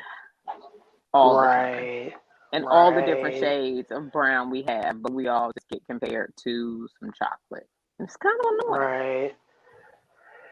And when you said that on that post, like I felt that, like, so that's why I said I don't think it was appropriate, because I wouldn't want to constantly be considered a fucking food item or reference to a food item. Like I feel like that in itself is pretty derogatory. Like, even if it is totally unintentional, like, we don't compare ourselves to different shades of white chocolates and different shades of fucking cracker, coatings. Like, we actually do, though, Nikki. But we don't, though. No, I'm saying, in the same way. Right, and not in the magnitude in which. Black people often, whenever a white person can do something that's typically attributed to black people, they often get the term. Jason Williams, a player, used to play in the NBA. He had a real street game. He was a white guy, had a real street game to him, real flashy. He could dribble, cross over people, and he got the nickname White Chocolate. Right. A lot of rappers, if you can rap real good, then they It's still about us, Quentin. That's still about us. It's not about the white majority being referred to as food all the time. It's still about white people who associate with us being referred to. Right, black with chocolate. Just okay, what other food do we get referred to as food? What else? What other food do we get referred to all the time? I don't like the chocolate reference all the time. Well, we ain't getting referred to food all the time, just chocolate. And black people also will refer to a white person as white chocolate if they hit cultural points a certain type of way. Yeah, we also call each other ends all the time. So I mean, what is that to me? Mm-hmm. What's your point? I don't get it. We don't get called food all the time just because we get called. You don't like chocolate, okay? Just say that. Don't. I do like chocolate. I don't want to be called chocolate. Right. I don't want any caramel chocolate, chocolate. Right.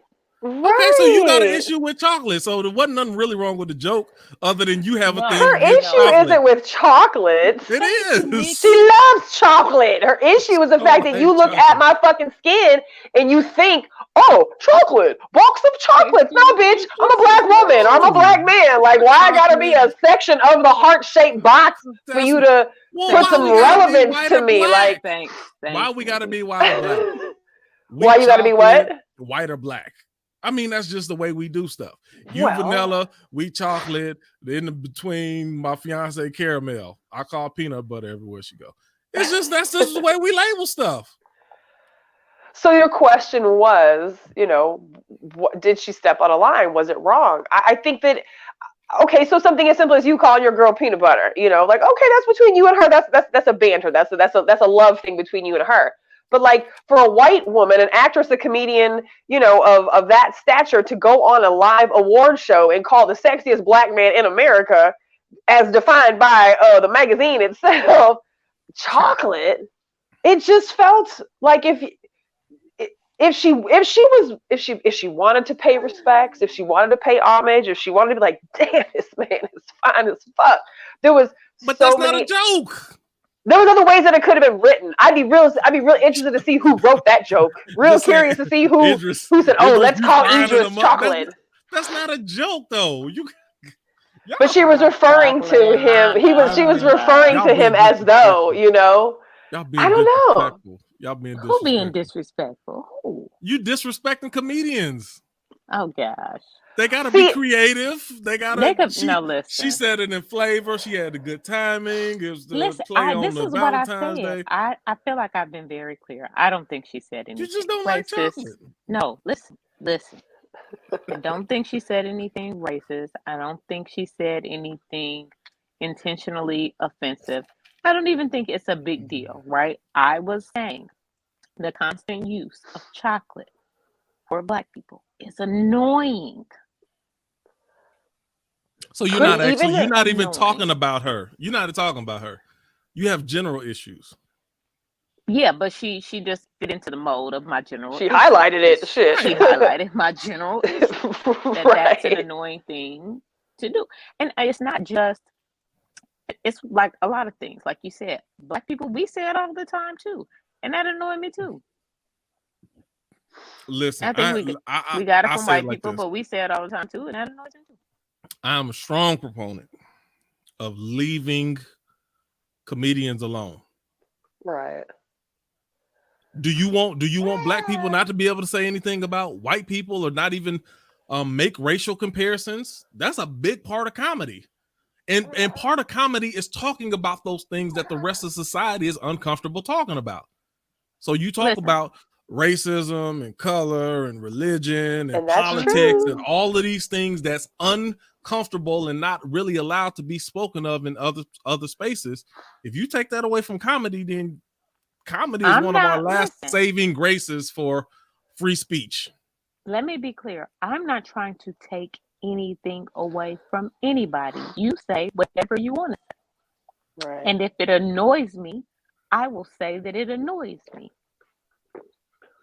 I'm not saying anybody should be canceled or shouldn't have comedy specials. Right. Or shouldn't be able to, but if you say something and it's annoying or it's racist or it's out of bounds, I'm going to say that was annoying or that was racist or that is out of bounds.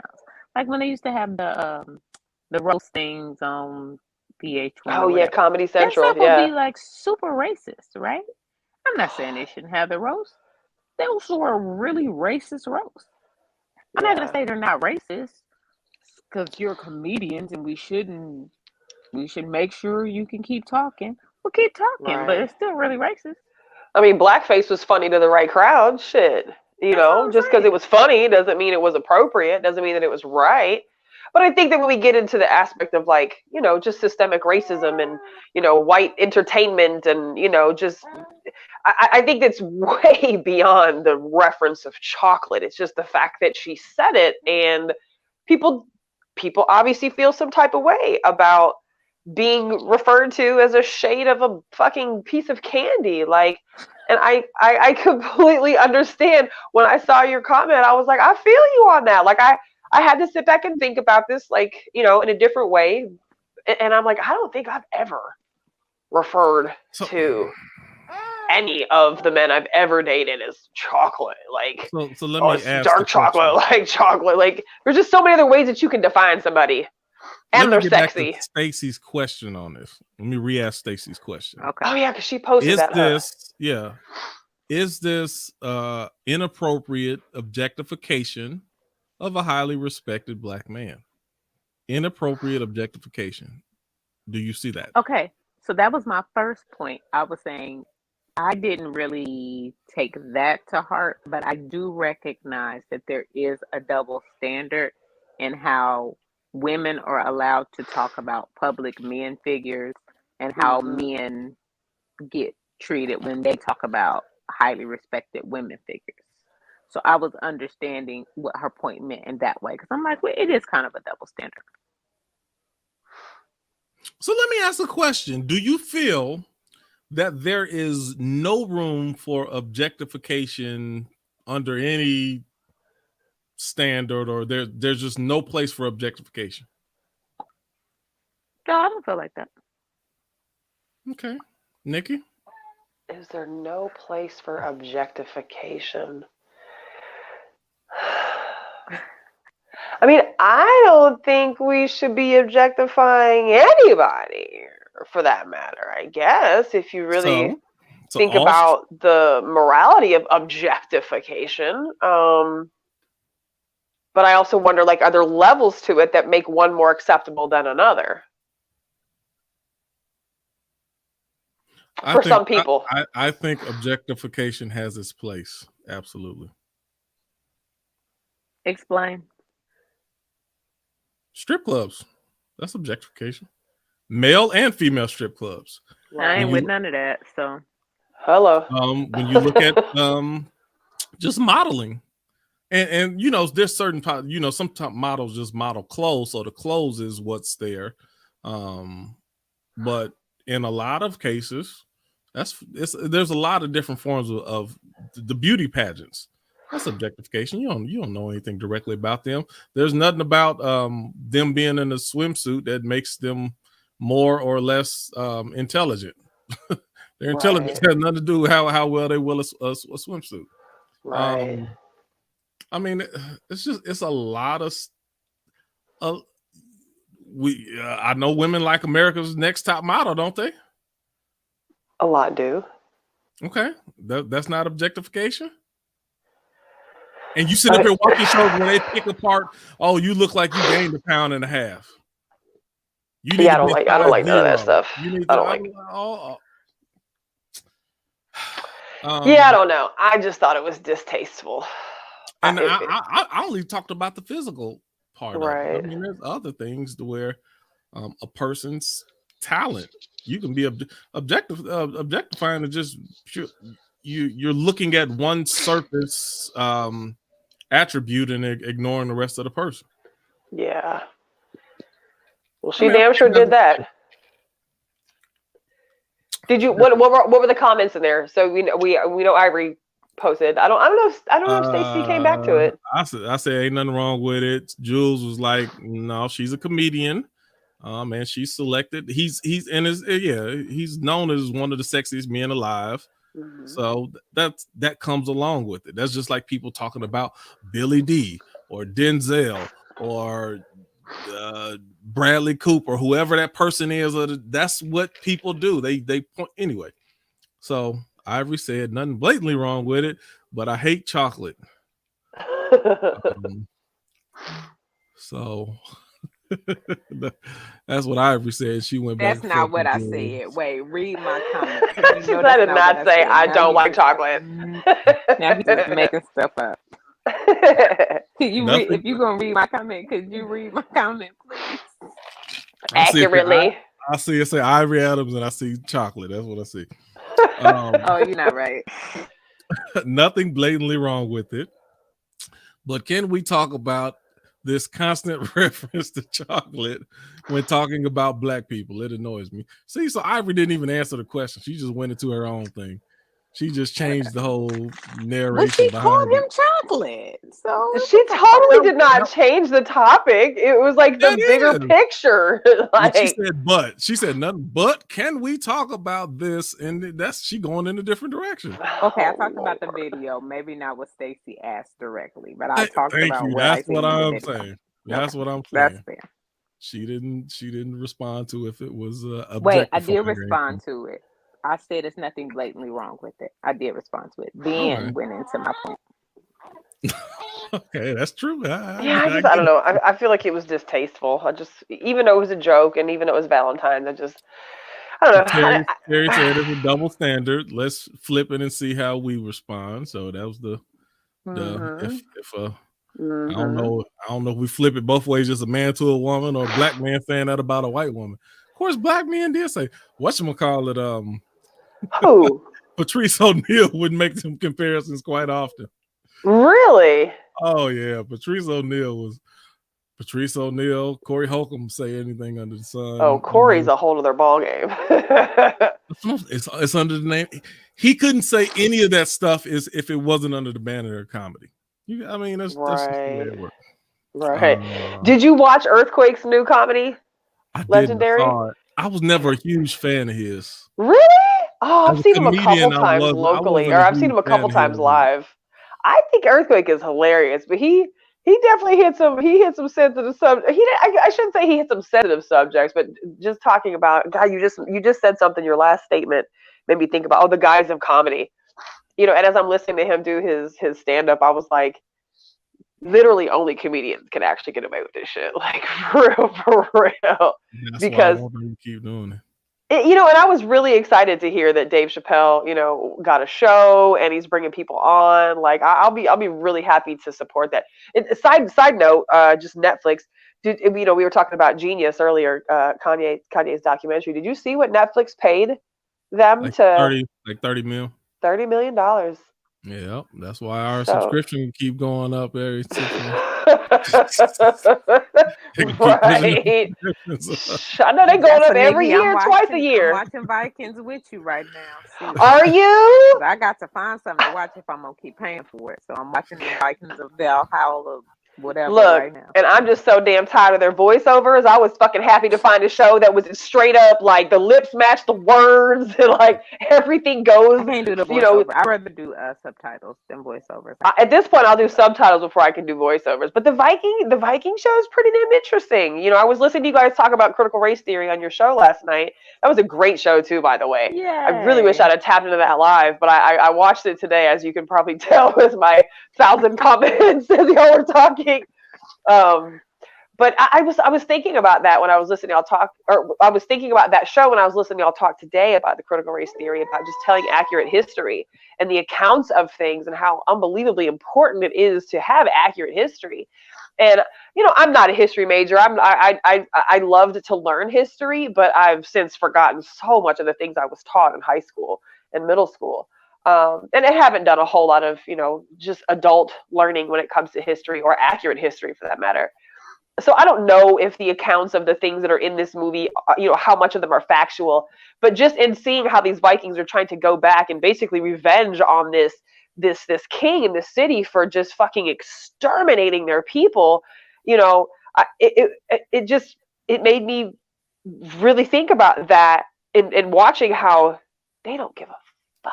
They're going to take down everybody for retribution, for, you know, killing their entire their village of people. And obviously we can see why history is written in a way to keep the truth from being uncovered, and to teach it in a way where it's a little bit prettier. Like I when I was watching episode 1 and the brother sailor introduced himself as Leif Erikson, I was like, oh, I remember him from school. I was like, why am I not putting these 2 and 2s together? But I almost feel as though the story of this Viking show is giving a different spin to Leif Erikson than the one that I was taught in school as just being this explorer. And I don't know, so it's interesting. I do like it though. I don't know if it's like real world accounts, but it's an interesting story. I was surprised to see like the black woman as the the queen of her kingdom, or where I would. So I don't know. It's just very eye opening to me. Like I think I'm really going to like watching this, and I don't usually watch movies like that. Yeah, no, I like. Well, yeah, and it probably one of the things that made me think about when me and Quinn were talking the other night, like throughout history and everywhere, people don't forget about their stuff. Right. That's not how this works. Nobody forgets. And they want you to. They hope that people will forget. They like to try to let, you know, 100 years go by, and like you said, you know, in y'all's conversation yesterday,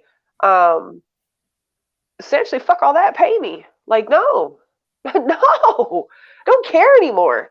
You know, how it's going to be taught. She was saying that for a while. I mean, why not? Shoot, cut the check. Everybody else getting checks, cut the check. Shit. Everybody else getting a check, then got one. Everybody's getting a check and getting protections. Ivory, what's a sufficient check? What's that's a good question. No. You need to go watch a video. The lady, she ran for president. She did a really good video about reparations. It's like Marianne Williamson. Yeah. She has a video on YouTube about reparations for African Americans, and she has numbers. Oh wow! In her video, I don't remember the exact numbers, but it was like one of the best videos I've seen. So, what was her ballpark figure on how much each person should receive? I think she gave a really big number for the whole population. No, that ain't enough. I need to know individually.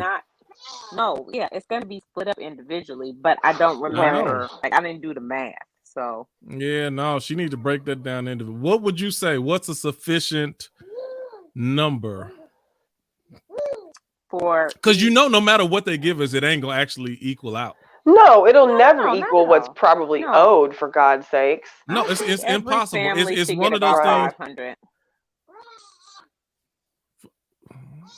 A $500,000? I was thinking I figured they would be at least $1 million, but you say $500,000? A meal has to be starting. I mean, 1.5 would be the straight up. Like, if it ain't got a couple O's behind it, no, because because you know they have realistically what they would give us. I'm just I feel y'all. Yes, I'm saying realistically to give every African American family or individual, you ain't in a family, $500,000 will be a great start to repair the equity gap. Because I'm really thinking about the equity gap in this country. So what does $500,000 do? At least let you be able to afford a home in a neighborhood you want to live in, which already shores up our equity gap. And what? See, that's where you got to add that other stuff. Because you can afford a home, but now a part of our reparations need to be other stuff like this home is going to be tax free. Yeah. Right. So we ain't got to worry about them turning around and take it from us if you ain't got the money to pay the taxes on it later. Because they will just hike up the taxes. To get you out. Yeah. Justify your own shit. I don't know if you paid attention to this, Ivory, on a Yanla, and then I'm gonna be finished before I start getting loopy. But I say you holding up. We go past 9:30, and I ain't seen your eyes move crazy yet. my back was hurting, so I took me a couple oxy. So I know I got a limited amount of time for it. He said I got a small window for it kick in. But I don't know if you remember, it's an old episode of Yanla. This girl won the lottery. Do you remember this one? I've seen it. And these they kept him and her baby daddy up, putting him in jail and charging these ridiculous amounts for bail to get her out of, because they knew that the girl had just won the lottery. And she kept paying it. Oh, wow. And she kept it. Now, this ain't what they said. I just put two and two together. I'm like, oh, they keep on him and him up. Because they know she got money. Stupid enough to keep getting him up. Let's put both sides. Yeah, both of them. But they preying on ignorance and all of that. I was like, that's just snake. So it remind me of let that happen. Those type of things are gonna happen. Listen, we're gonna put you in jail for a traffic ticket. And then, all right, well, your bill is $50,000. Oh wow! Because they will do that. They will do that. They're gonna get the money. This it definitely would happen. This is what we have to be prepared for. Because I remember me and my mom had this conversation. She said, "A bunch of people gonna blow it. A bunch of people gonna get took. People gonna find ways to get it back from a bunch of people." I don't care. I don't. Because this is what I said. Because it's like, we need to put things in place so people don't get took, and we need to put things in place to make sure people go to school, and we need to put things in place to make sure people's kids still get some and they don't just blow it all on themselves. I said no, no, no, and no. The problem with the system is already this what is it? Paternalism.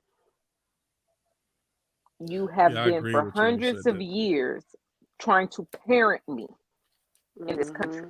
And now, when it's time to give me my money, you think you're going to parent that too? Just give me my money. We will let the chips fall where they may. And there will be a group of us who will become a new Black middle class, a larger Black middle class. And we will shore up the equity gap. That's what they don't want.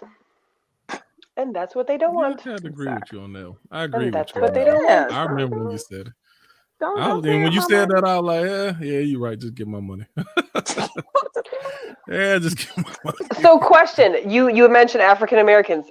So, is that because I see a lot of conversation about reparations and restitutions for foundational Black Americans, African Americans, all Black people, like Black Americans. Doesn't matter where you come from. If you're an American, you're Black. You should get restitution. Like, do you think that there is a classifier, or what is the classifier? Oh, there needs to be. Absolutely. Descendants of slaves.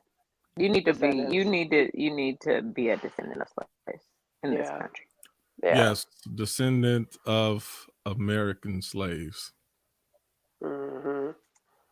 You're gonna have to be real specific when it you comes do, down and that's a very specific conversation that happens, and a lot of Black people I have found have felt very different about who should or who should not be entitled to those funds. And I think when you really start thinking about what reparations is for, it is literally for those that either came to America, were born in America, and clearly were of descendants were of forced. African slaves.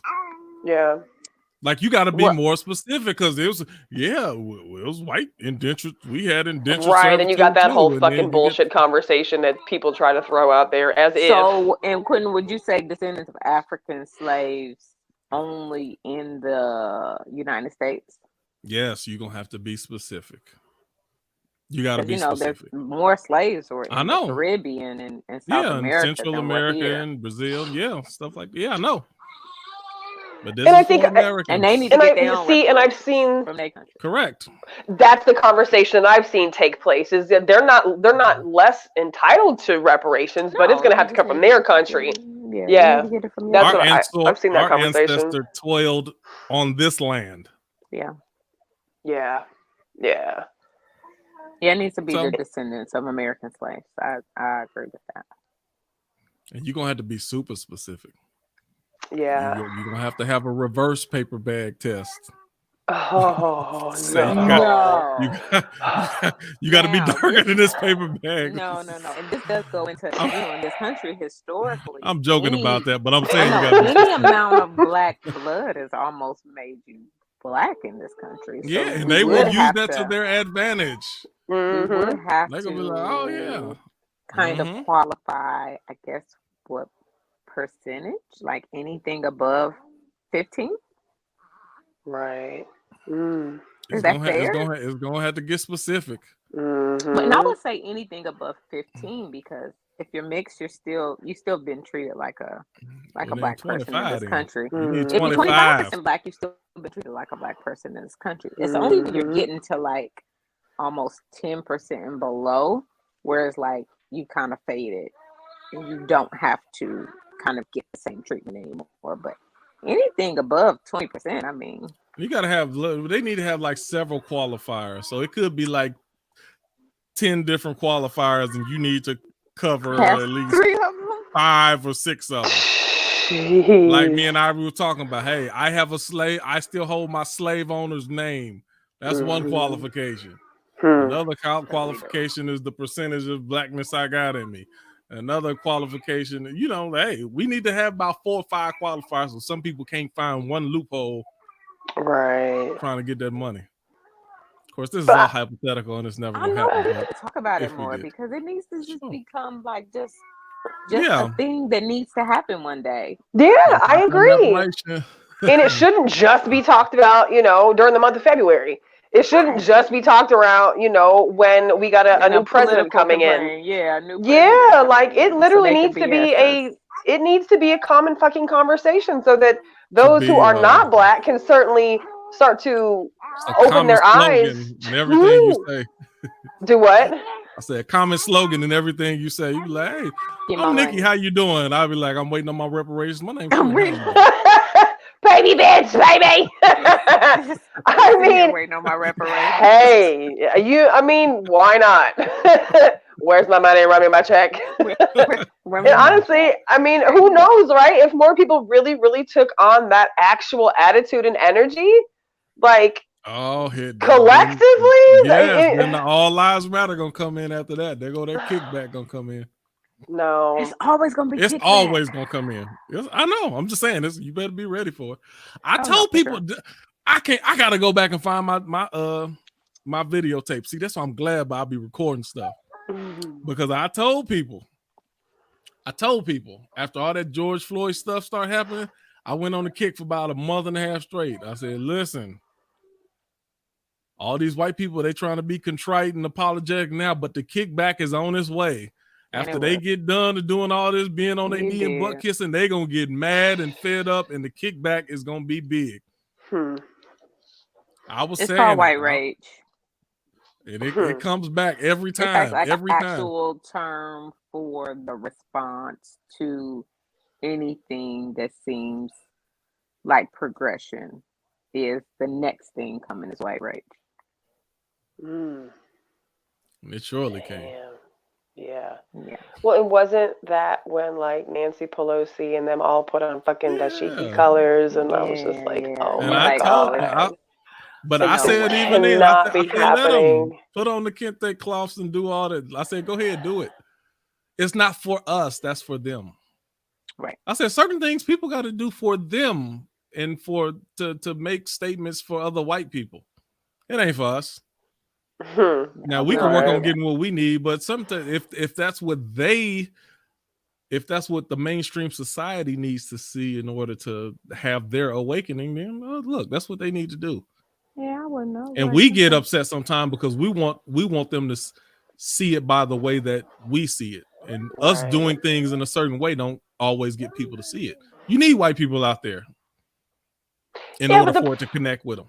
Well, I mean, the only people who can stop, white supremacy is white people. So yeah, naturally, you definitely have to have them in those spaces. But I feel like shit like what they do, Nancy Pelosi, is like the same shit that Bed Bath & Beyond just did for Black History Month. They made candles that were like, they had kente cloth design, and they had this whole line of like black candles, like as if candles are like chocolate, like there's just like blackness to candles or something. Like these are black smells. What the fuck? Like how can anybody go to Bath and Body Works like I mean, you should be going to Comfort and Light anyways to buy your candles. Shout out to Tierra. But like, how do you go to like Bath and Body Works after that? Comfort and Light. and be like, this was just a show. Like, so the shit that Nancy Pelosi did, like that wasn't waking up other white people. That was like shushing white people and be like, oh, look what we did. Oh, look what they did. So everything's all fine now between white and black people. Like it's all fine now. That's the problem is we got so busy being enraged by the stupid gestures they were doing. Like I said, those gestures weren't for us. But while that spotlight is, that's when we need to push for change the way that we need it pushed. Mm-hmm. So while you in this apologetic spirit, this is what we need from you. And that's what our leaders need to do. While they're doing this, this is the time that you get these laws pushed. Just like George Bush did that stuff a long time ago. All the freedom that they wanted to get to run the country like Trump was doing, they waited for 9/11 and they got all of that stuff. They got the overhaul of authority that they were never supposed to have, and they did not relinquish it because everybody was so upset about 9/11. We was like, yeah, we just got to get them no matter what. And we gave away like half of our freedoms just because we wanted them to go find Bin Laden and Saddam Hussein. Another created, but masterminded. But what I'm saying is the politician said, oh, this is when we capitalize on these emotions. Right. And you got to know when the emotions sway in your direction, you got to know when to capitalize on. We cannot trust. No, that's bad for me to say it that way. I am unimpressed with the black politicians in our chambers, our House and our Senate. They are so sold on the Democratic platform and just being Democrats and going along to get along. They are very ineffective. I agree. Whole lot of puppets. Hell yeah, it's a whole lot of puppets. I was trying to find a nice way, but it's really. But I don't think that there's ever going to be a way that it's going to be any different in a two-party system. Yeah, it is. Not in a two-party system, because white supremacy is always going to be the wheel in which the system operates out for those two parties. So, like, people think that this is like far-fetched. If we had people with real players and had real money to start a hip hop party, that would be huge. And you think like, oh no, that ain't think it's gonna be, and it's a hip hop party is not about being black. It's about being progressive, and it's about addressing the wants and desires of the younger population. This Republican Democrat, that's old people stuff. Your country and your needs are being met by old people who have no idea what you're saying. But hip hop, if you put together a hip hop party, black, white, everything, but it's going to cater to a younger progressive party who really want to see stuff get done and make stuff happen. It could work. And what it can do, and not only that, right off the bat, it's not going to overpower the two-party system, but it will weaken those two parties enough to where they will have to start addressing the needs of people. And even see this. Let me tell you. I'm gonna give you another one of my predictions early. This stuff about to happen because these Democrats, they played us for the last time. I'm telling you right now. Do you think it was for the last time though? Like, do you think it really was for the last fucking time? Yeah, it was. Yes, for a lot of the younger, the middle age, the younger generation, they played us. And all this, and we turn around and you give us Juneteenth and stuff. We sat there and marched and rioted and protested and that's what you had to give us. All of the stuff that we said that we needed and we want to see real change happen, that's what you had for us. See what happens when it comes voting time. And the Democrats, they need us. And we not going to be there. I'm telling you, right? We're not going to be there. The numbers are not really for them. They're not going to be there. I mean, I hate to say this, but that's good to say. Like, and I too felt like this had to have been that election where people really finally saw it don't fucking matter how I vote. This was the last straw for a lot of people. What they want to do. This was we gonna come, we gonna rock. Well, that'll be real interesting to see what actually happens when it comes down to it. Then, but y'all need to do something this time. They didn't do nothing, and all of those people who said I'm gonna give it one more time, they off. I'm off that man. I know when you said that, I was happy. I would give it one more time too. Now I'm still gonna vote, but I don't know if I will vote for a Democratic president. And I ain't voting. Yeah, I ain't voting for a Democrat, and I ain't voting for a Republican. So, right. Presidential wise, I just ain't. Right. That's a given. As of today, we have no third party. And the third party, the independent party, never gets very far.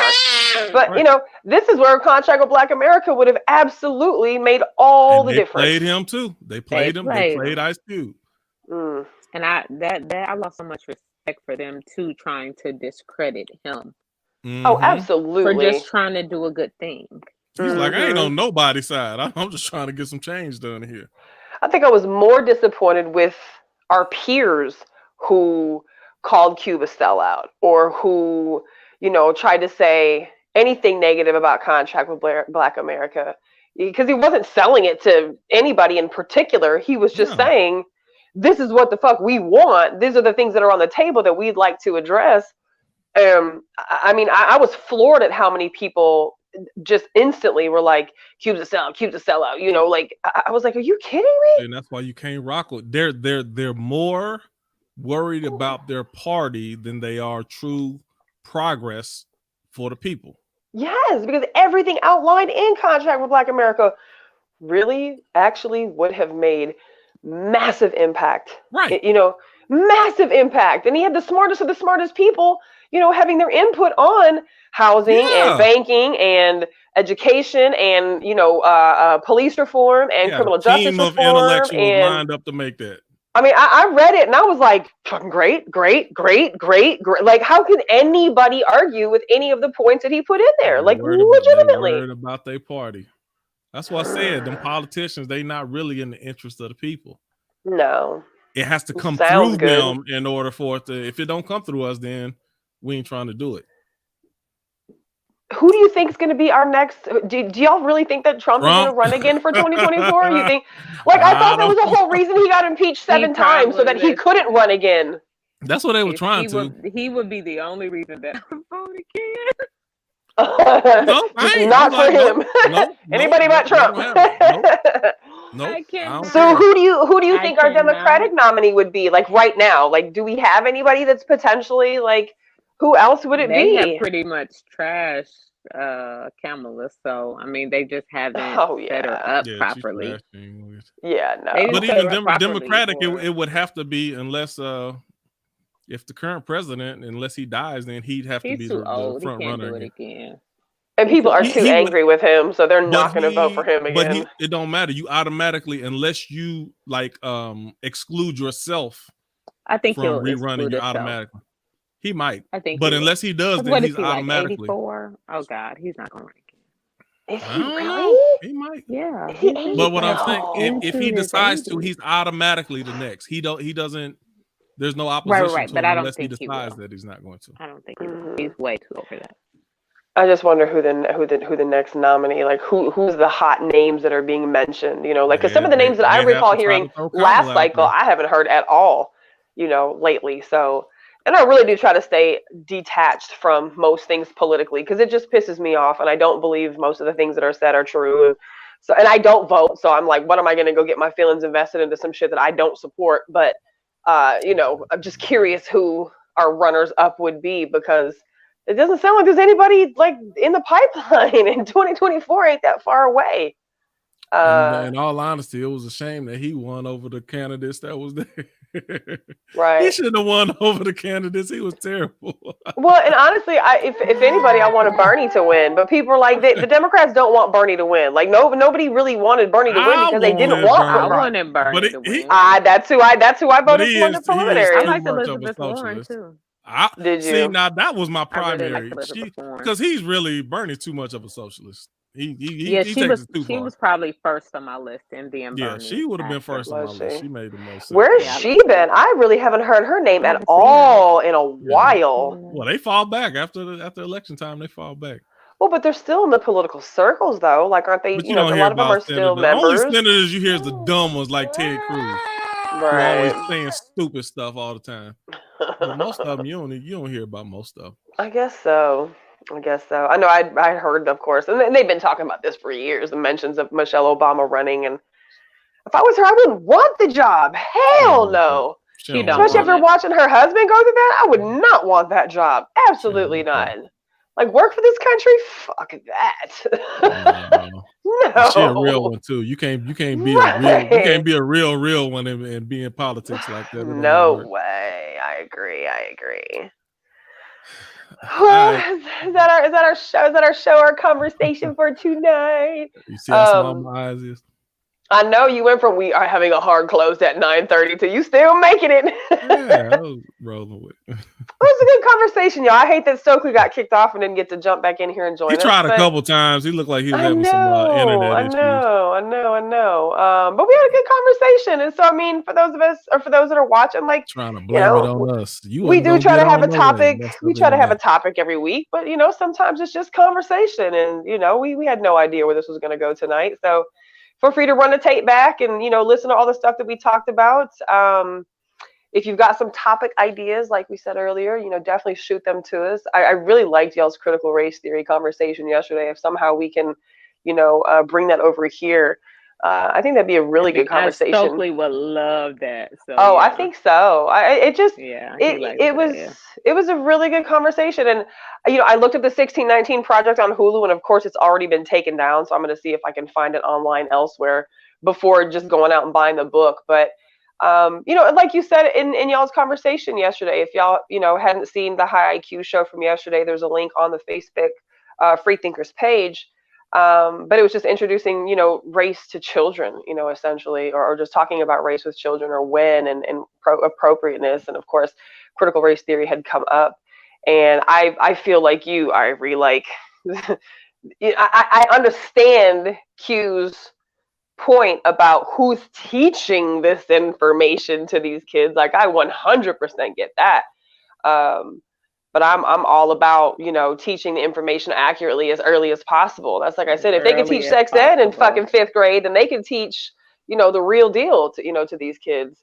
But it was a good conversation because, like you said earlier, I think a lot of people just make judgments about it without even really understanding what critical race theory is, and what the teaching of it consists of, as opposed to, I just don't want them to be teaching about those things. Like, you don't even know. And because we do reach so many people, I just feel like a conversation like that would be one that hopefully we could maybe plant some seeds into some people. But that's the thing that Ivory missing. I know you closing right now. What? What am I missing? The tenets of critical race theory, the average white person doesn't believe that. So even when you try to equate A, B, and C to equal where we are, they don't believe that. So that's why they're not going to go along with us introducing that in there. But it doesn't mean we stop talking about it, though. It doesn't mean we stop talking. I agree with that. You can speak to the facts of it, but when you equate the facts up to this is why we're where we are today, they don't believe that. But you got to keep talking about the facts, because the facts tell a story. And so, yes, you have people who already have their minds made up, right? And they don't care about what the facts are. But there are enough people in between who just have no clue. They're just going off of what their uncle or somebody said. And when you present facts to them, it's like, oh, never thought about it. I think when you try to lead a conclusion from those facts, then that's where you're going to get pushback, because the average white person doesn't believe that this is the reason why Black people are in the state that they are. So you can speak the facts, because the facts, a lot of those facts cannot be refuted, and they're actually facts are facts. They're actually researchable and verifiable. But you know, still, even just telling the facts paint the story, because these people in these circles don't ever tell about these facts and these statistics. Right. So there's something that's not even presented. But maybe it's not wisdom. If you're trying to put this in school, it's probably not wisdom to try to bring it full circle. Like, I don't know how to say it, but when you try to get it, you bring the explanation to this is why. Like, that's going to automatically kick that from being in schools immediately. So you can say we want to. So even get away from critical race theory. Let's see. Y'all got to be slicker than that. We want to have absolute Black history, or integrated Black history. It's ways you can do it and say we want to introduce the full scope of Black history into. And they're trying to shoot you down too. In Texas, they sure will. Shit. If you gonna call it critical race theory, and you think critical race theory gonna get in there quicker than complete Black history and shot. That sounds too Black for most school districts. I get that. Ivory, you're right. See, now this is where you go. Let's go expanded history. You don't even have to say that. Just say expanded American history. And that includes everything. Right. You got to get clever. Expanded American history. I just feel like you say critical race theory, and you're gonna have a bunch of parents rallying outside the school. Oh yeah, the word critical just automatically makes them feel like, oh God, you're trying to convert my child. Oh my God. And also race when it's being spoken of by somebody who's not white. Well, and I liked how, Ivory, you broke down like the construct of race and stuff like that. Like, so I'll stop running my mouth so we can save this for another conversation, because I would like to read more, get a deeper understanding of the tenets of critical race theory before we talk about it. But I do think it's important, and even if just the people that support us are, listen to that conversation and maybe approach that conversation with their children differently, especially, and it doesn't just have to be, non-Black people by any means, but just certainly those of us who are trying to create a different ripple in this world, and, trying to break the cycles of things that we may never be able to break, systemic racism ever. I don't fucking know if that will ever happen in this country, but at least we can create these changes in our immediate circles and our immediate communities with our immediate people. And it's literally just something as simple as telling the kids the fucking truth. Stop teaching them that Christopher Columbus discovered America, because he fucking did it.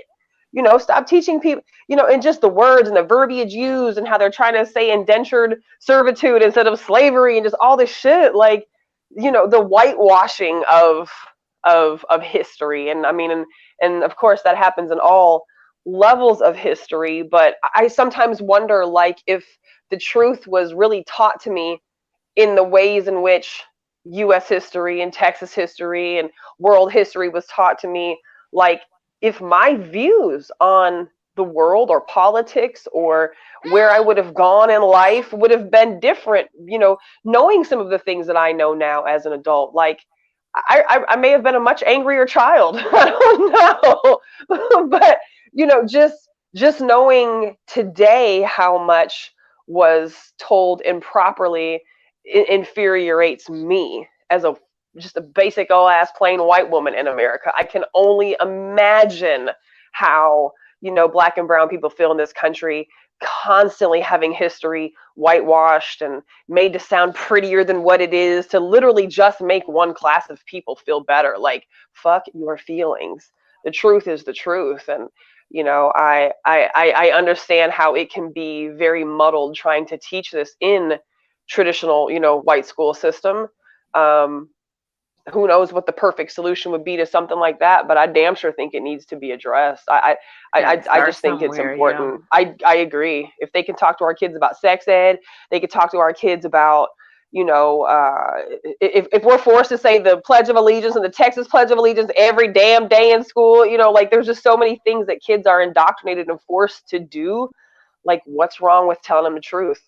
What's wrong with, uncovering real actual history instead of just making it seem like no big deal? And then every February, the shortest month of the year, we're going to put an afro, on our door, and we're going to call it we're going to get black candles, and we're going to go to Bath and Body Works and buy the black candles, and everything's going to just be fine. Did you see that this season? You didn't see any of those? Oh God, you have to look You have to look it up. The minute I saw it, I was like, you got to be kidding me. You've got to be kidding. Anyway, so I would like to have that conversation at some point. I was telling Q, I was like, I don't know if you want to do back to back. I was like, that probably is gonna fry your brain having to talk about this twice in 1 week. But he wants to talk about it again. With some planning, I think it'd be a really good conversation for a group for sure. Cool. Well, good. I'm glad you're willing to have that conversation again. But that's it. Share our page, join, love, subscribe. Follow High IQ, of course, on Monday nights. Have great conversations over there, too. All of those things can be found on the Facebook Freethinkers page. Our YouTube channel, of course. Join it. Our subscribers are going up every week. So thank you so much to people who are subscribing to the YouTube channel. And I've seen some people, sharing our posts. So absolutely 100% thank you to people who share our posts and support us. We really just have a love for conversation and expanding our own knowledge. And so every person that shares just definitely puts us on to somebody new, and we're grateful for that. Any news that you guys want to share at all before we sign off out of here? No. We've had a good conversation. Everybody That's it. All right. Good night, y'all. We'll see y'all next week. Night.